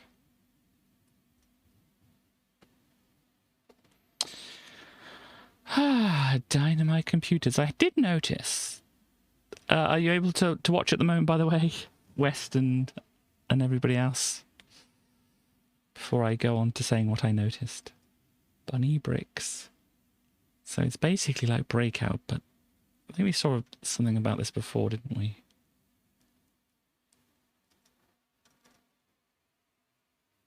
Yep, okay. So I did notice that in the past few of the Amiga format issues, didn't see any Diamond Computer adverts.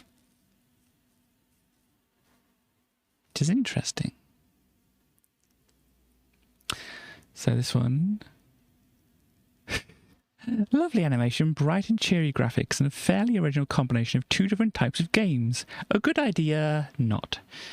The control method is just too fiddly, and it's best not to move very much. Everything's very repetitive. It's far too difficult, and it soon gets boring. After about 23 seconds, in fact. There you go, they didn't really think very much of bunny bricks there. Though I did see this over here. If it lets me zoom in, this looks like a good friend over here. You have a comb friend? I don't know what this is, but I'm not quite sure what. Oh, it's a fridge. Fridge friend.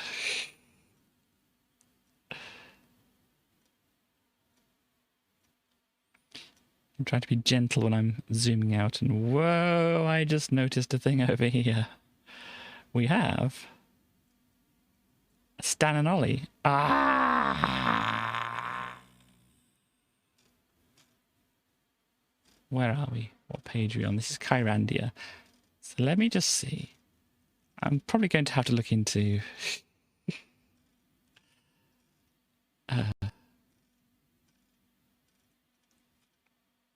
where were they? Bunny's Beach. Where were they? Down here more. Here we go. A Stan and an Ollie. Which is strange. And a Napoleon. And some other things going on here. Definitely interesting backgrounds going on in this game. Bunny, Bunny, how do you like your eggs? That was said further up. Is that like from anything? Has anybody heard of that? That before? Bunny, Bunny, how do you like your eggs? Or is this just a very strange things? It's No Second Prize, the one we couldn't get working. They gave the free game away on the last issue of their magazine.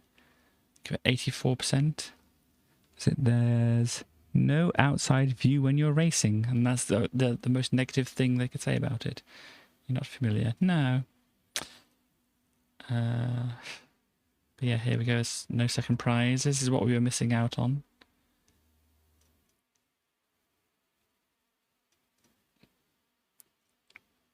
We have BC Kid or Bonk's Adventure. We should all just be thankful it's not still called Bonk. I don't think so. I think Bonk's Adventure is a very good name for it. And I'm sad we lost out on Dong as well.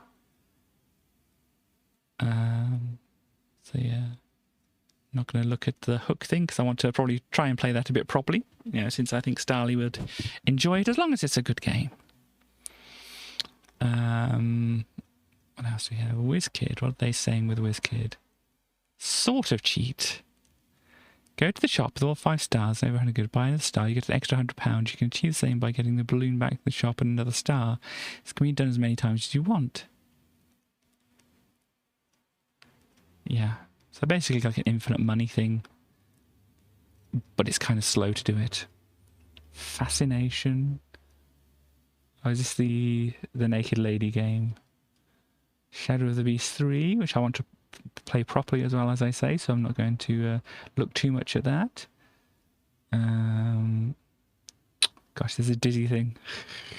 No. The votes are in. Readers top 100. Okay, so this is the top 100 down the side here. So Sensible Soccer gets the top. Yeah. Yeah, their top was like Rainbow Islands, and you had people in the letters section saying, gosh, we don't agree with Rainbow Islands being at the top. But they got number 7 here, so that's good. Got Lemmings at 6, so yeah, Sensible Soccer at the top. I can kind of see it, you know. People like their sports and things. Formula 1 Grand Prix, I'm guessing a lot of people who buy Amigas are very much sport fans first. Speedball 2, Monkey Island and Monkey Island 2, and then we get into Lemmings and Rainbow Island. So, I mean, I don't really know much about Speedball 2, but there we go. But after the sports and Monkey Island here, we get Lemmings, Rainbow Islands, more sports, Kickoff 2, Populous, you can imagine, Pinball Dreams, Lotus 2, Lotus. Yeah. Dynablaster or Bomberman. What's that? Well, whoop-de-doo. Now, why don't some of you actually go out and buy the bloody thing, huh? Interesting. Dungeon Master, IK Plus. Oh, thank you very much. Chaos. I'm not quite sure what I am after all that dizzy earlier. I'm in shock. Dizzy shock. I've been, yeah, psychic damage. Exile, still a game I need to look at on stream at some point. Elite, yeah, same there. Silkworm. Oh, this is near the bottom of the chart, is it? Okay. So, 60. So, yeah, that confused me, but yeah. I'm surprised it's a 65, really, but there we go. What else do we have here? I can see Robocod at number 16 here. John Madden at 18, if you like your Madden. We have Project X. Another World at 26. Parasol Stars, 30 here. Blues Brothers, 35. Addams Family, 40. I would have put Addams Family above the Blues Brothers, really. I think I like that one a bit more. What else do we have here? Well, Bubble Bobble, 58. Robocop 3 at 63. Wow. Wow. Elite is underneath Robocop 3. Oh, gosh. These people have no idea what they're saying. New Zealand Story is number 69. Nice, but under Robocop 3. Wow. I mean, that's the worst dish you could have on here, being worse than Robocop 3. But yeah, New Zealand Story would have been up the chart. R-Type 2 would have been up the chart here. Gosh.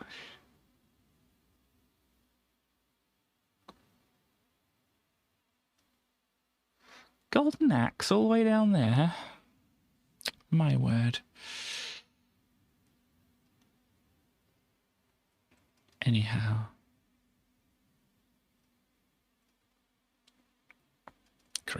Games Master Magazine. Good night, and may your God go with you. Definition of sound. God simulations. Interactive goldfish bowls. Call them what you will. I think most people have gone for God sims. It was an obvious progression, really, from controlling a single character to a whole population. So yeah, we've got, various things, probably like some populous Lemmings. I suppose Lemmings is kind of a God game, but it's not what you'd really think of as a God game. But there we go. Humans. Lords of Time. A very odd angle we've got on here. What a subtitle here as well. The name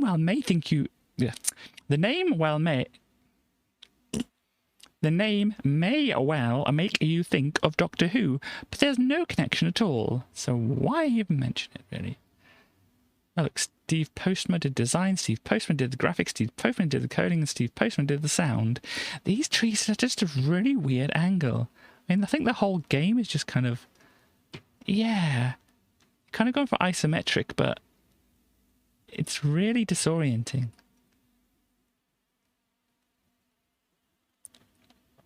There's no oomph in it, apparently. It's the Fire Force. Zyconics, some kind of puzzle game. BC Kid or Bonk. Paladin. Okay. So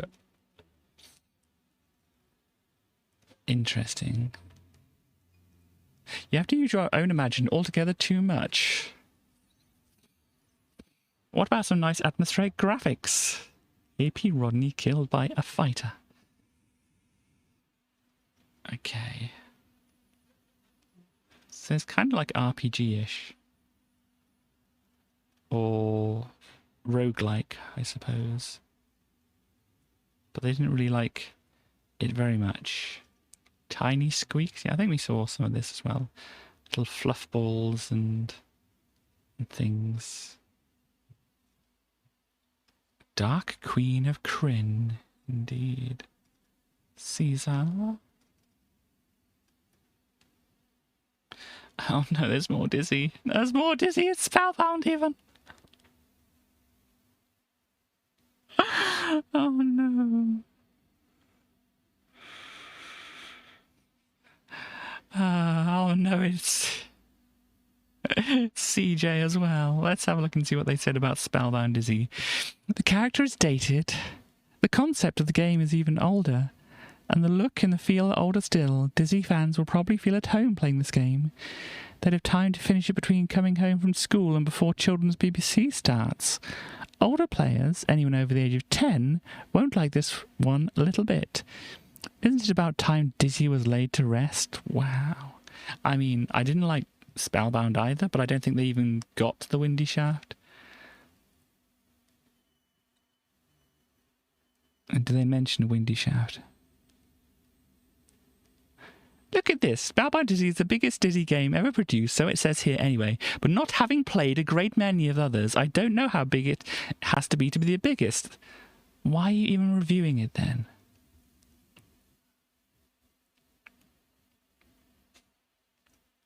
I can't understand why these games keep selling. I kind of feel a bit like that at the moment. There must be a lot of Dizzy fans out there, but I can't see the fascination of rolling an egg around a level to try and solve puzzles that have solutions that are pretty dumb at the best of times. Wow. No, most of the puzzles seem to be solved by more on luck than judgment. I mean, that's not most of the puzzles. Come on. In these fan games, maybe there was a cup of tea one. Come on.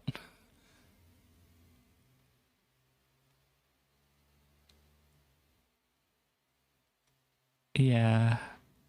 I mean, I can't really remember too much of Spellbound apart from the Windy Shaft, to be quite honest with you. But the Pictionary, just imagine using an Amiga to draw pictures with your mouse to play Pictionary. The bottom line, it isn't thinkable that this was once a full-price game.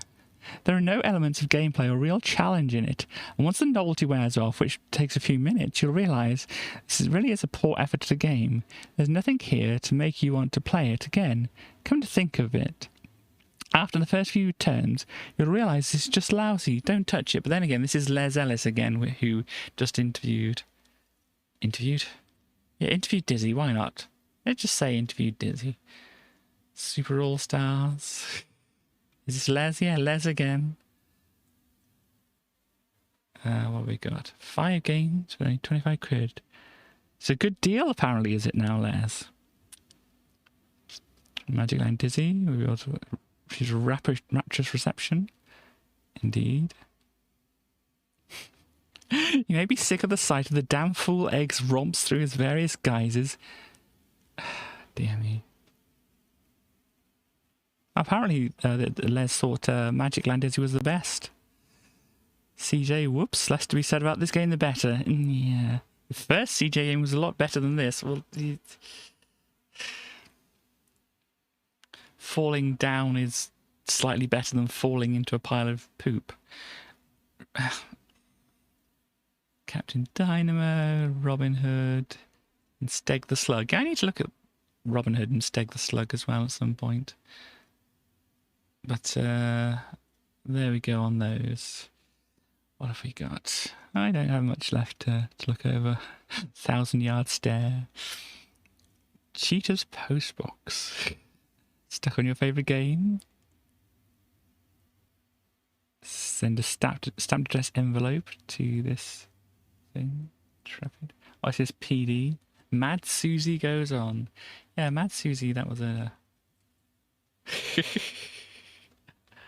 Godfather 2, The Empire Strikes Back, Superman 2, Rare Things, sequels that are better than their predecessors. Mad Susie goes on as another example. Mad Susie goes on would have had to be the computer game equivalent of Attack of the 50-Foot Woman to be any worse than the original. Oh dear. Well, there we go. Tank Attack. All guns blazing.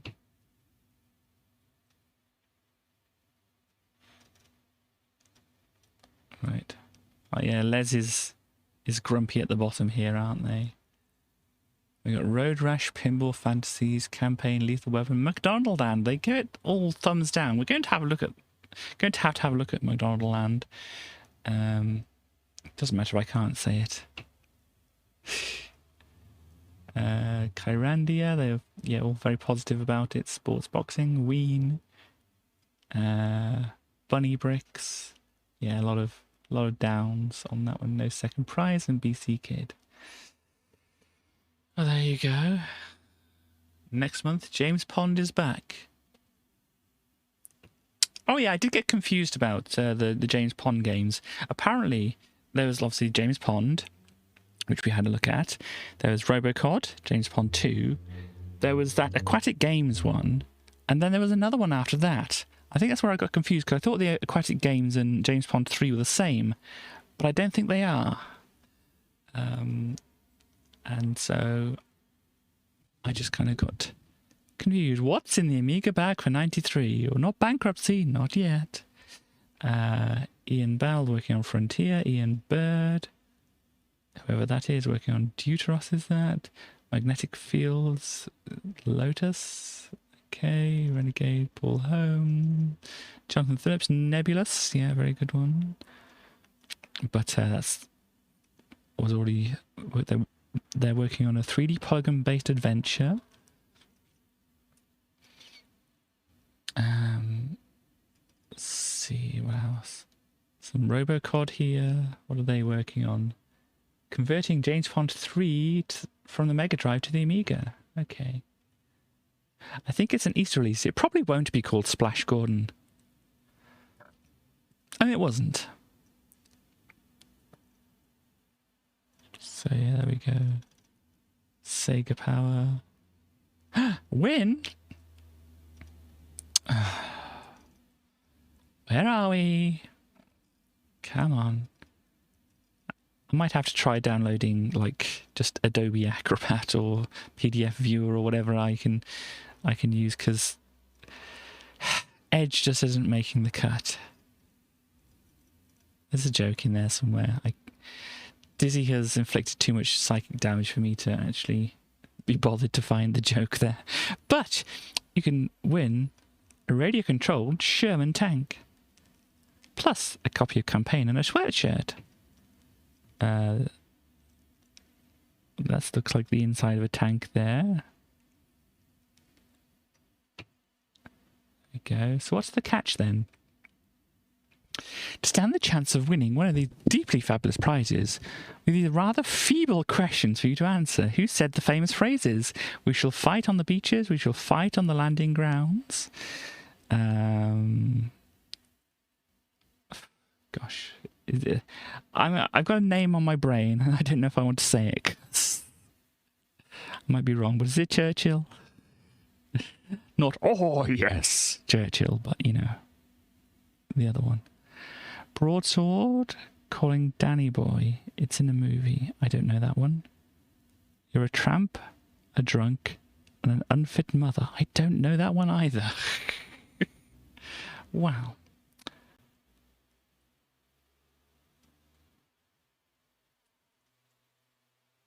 I wouldn't have got a radio-controlled tank. You think... Oh, what's that? You think what's going to be Christmas #1? Okay, so it looks like their thing is called You Think What?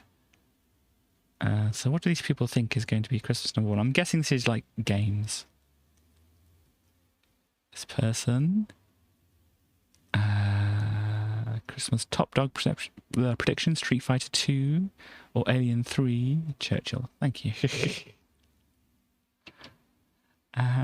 Yeah, Street Fighter 2, Wing Commander, Street Fighter. I heard on the Big Breakfast they don't think it'll be Street Fighter 2. And if that's the case, I'd say it must be Lemmings 2. But no, realistically, Street Fighter 2 it is. Christmas Top Dog Preference, Zool, but that's already out. I saw it on the Games Master, and it looks great. The best of the platform games, but it's too expensive for me. Games should have their prices cut. Happily, good old Dad, the David is, he bought Zool for Sarah too. That's good. I mean, I apologise for this person getting Zool, but still the same. What do they think? They don't know. #1, I don't know. Help, where's my brother? He knows all this stuff. Battletoads sounds like the kind of thing.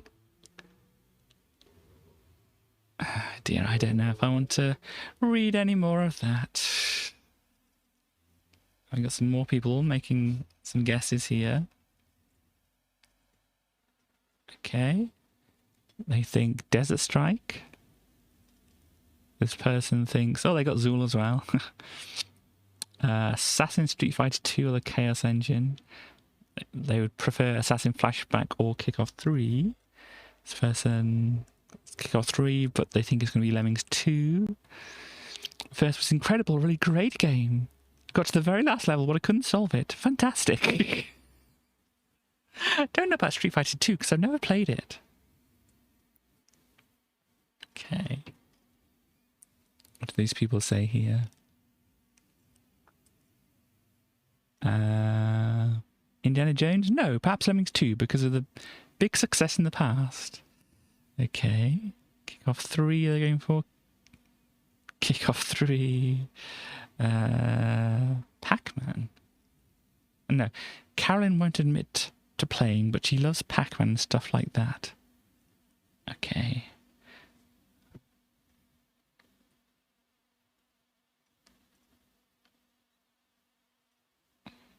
Amiga Power and Psygnosis presents the Lemmings 2 competition. You can win a satellite system and a year's worth of movies.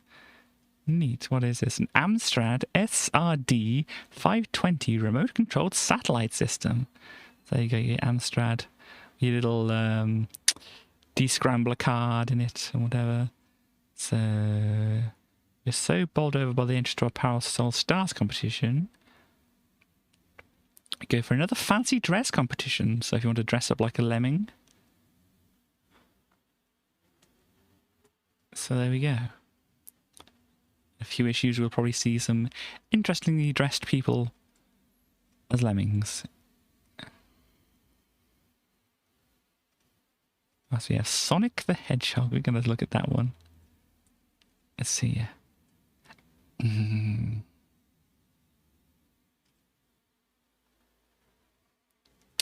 don't know if there's anything interesting in that.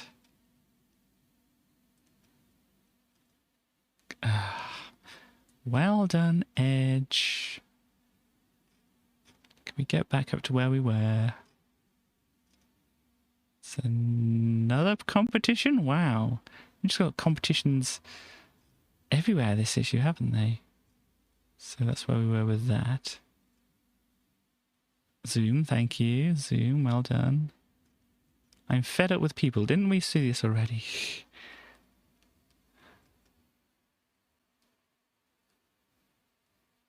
Yeah, I'm fed up with people, yourselves included, moaning about the price of games. Yeah, I mean... Didn't we see this already?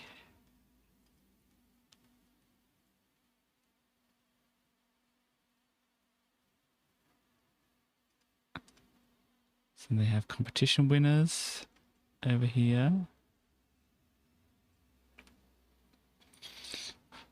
Name the monkey song with the word alternate in the title.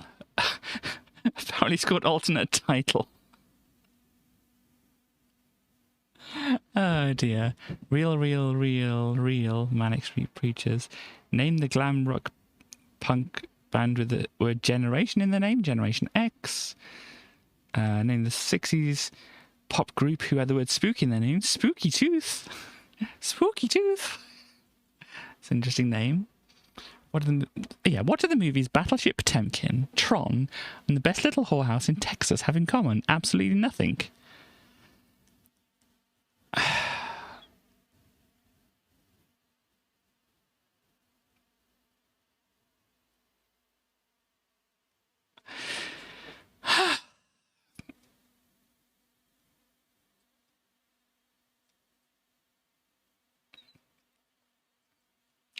That's a bad competition. I'm writing to you about the well-worn topic of piracy. It appears that in a few years, some of the major software publishers may ditch the Amiga due to the decreasing game sales because of piracy and move on to the consoles. I have to say this is utter crap and will do little at all, if indeed anything, to combat piracy. I own 3 machines, Amiga, Mega Drive and SNES. And on every one of these, it is possible to copy games. It's even possible to copy games from the Mega Drive onto the Amiga, provided you have the necessary hardware and an emulator. What this means is that by ditching the Amiga, the hacking groups will concentrate on the consoles and break the protection. Piracy cannot be stopped. It is far easier to break protection than make it. And while there are maybe 4 or so companies trying to come up with new anti-piracy ideas, there are around 4,000 hacking groups who have the knowledge to beat the new systems. Although I hate to say it, piracy makes me sick. I've yet to see a machine you cannot copy from, and so ditching the Amiga would simply transfer the pirate's attention from one machine to another. This means the software publisher are in a near unbreakable circle, i.e. ditch one machine, move on to another, etc. So come on, you companies, let's see you think some kind of protection that will at least give these shady characters a run for their money. It's just yeah, that's right. It's just that's what happens. People keep breaking things, and you can't stop them. And with that, we'll draw a discreet veil over the long-running debate on game prices and piracy. Apparently they won't be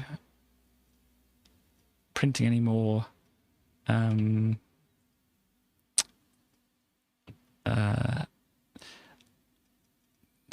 letters about that, but we will have to see.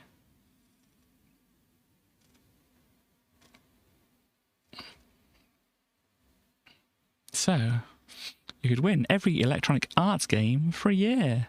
A brilliant Road Rash leather. Down here somewhere, where is it? Come on. Can we not do this? You're really getting on my butt.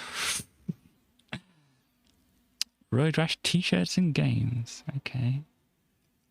Apart from Road Rash, name the other Electronic Arts Mega Drive game that is about to appear on the Amiga. Don't know if they said it or whatever. Which ocean coast did the Rashers race along? I didn't know, I wasn't paying attention. In which movie did Steve McQueen use a motorbike to get out of a prison camp? I feel I should know this. The Great Escape, maybe?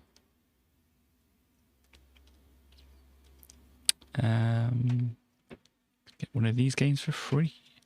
You spend money. Thought. So we've got a Christmas edition over here. Premiere in the style of a white Christmas. So we get a good little bit of art there. And then Assassin in the style of Winter Wonderland. I like this skull here. It looks pretty cool.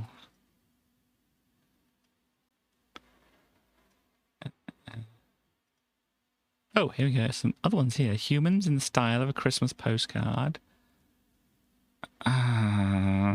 Edge. I am on the edge of my patience with you, Edge. Why dinosaurs really died out. Tick, tick, tick. I mean, how could you do that to a poor little dinosaur? And Syndicate in the style of It's a Wonderful Life. I don't remember flamethrowers in It's a Wonderful Life.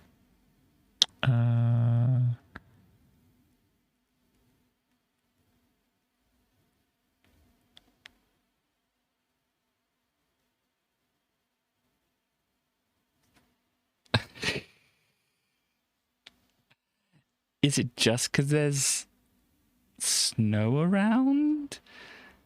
That's a very weak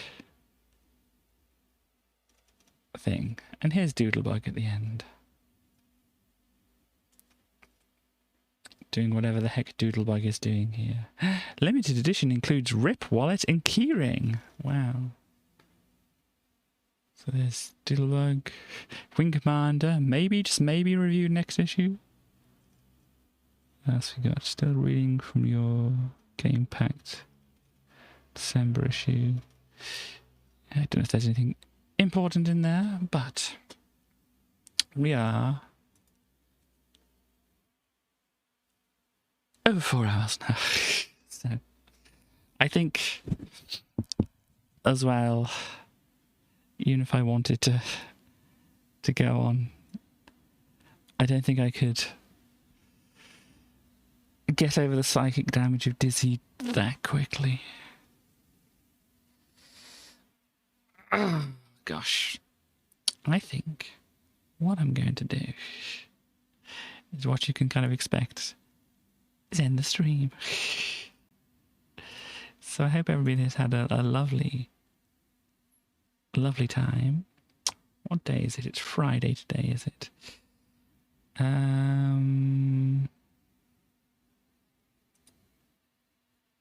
Let's see. I do my usual shout outs here.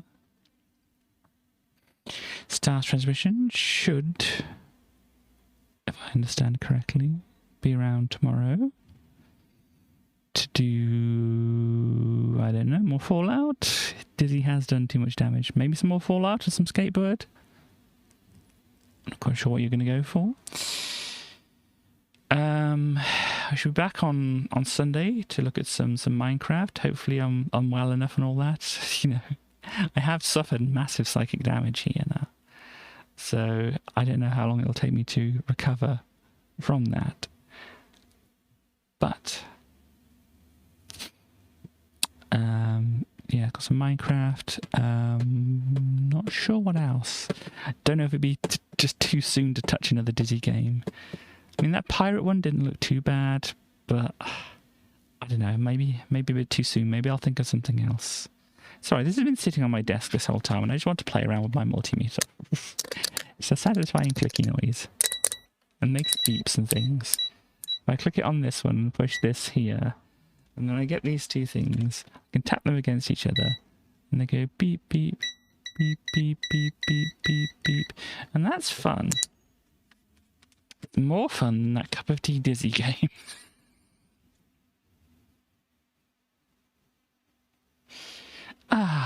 Most likely doing Skateburb. Skateburb is very good. It's taken me a little bit to try and get used to some of the things about it, but I think I've got some more of an idea. And that's in it. And if you need any help, I'll try not to be too, you know, Stars, do this, do that, do whatever, you know. Try and just make it just gentle. I got some strawberries and cream chapstick here. For some reason. Yeah. Tastes more like whatever it's made out of. Oh gosh, I can't see. Virgin olea olive oil. Okay. Anyhow.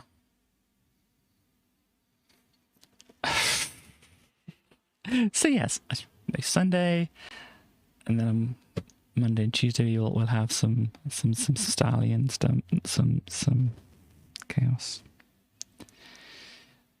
And other things, but my brain is bush at the moment. So thank you everybody for dropping by. I'm going to get ready to go and whatnot. And as usual, can play out on a song.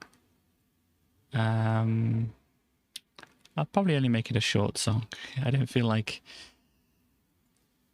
waiting out a longer one. So whilst I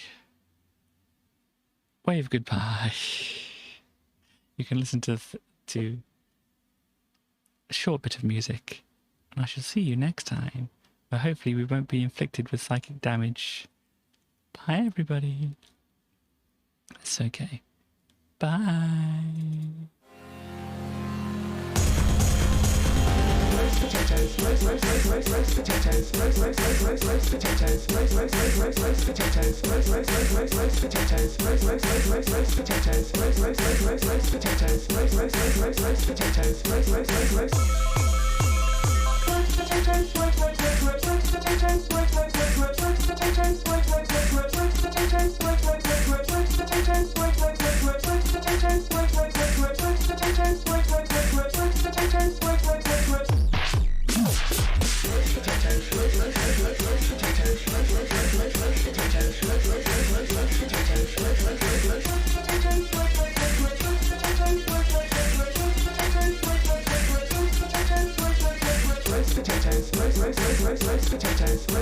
potatoes.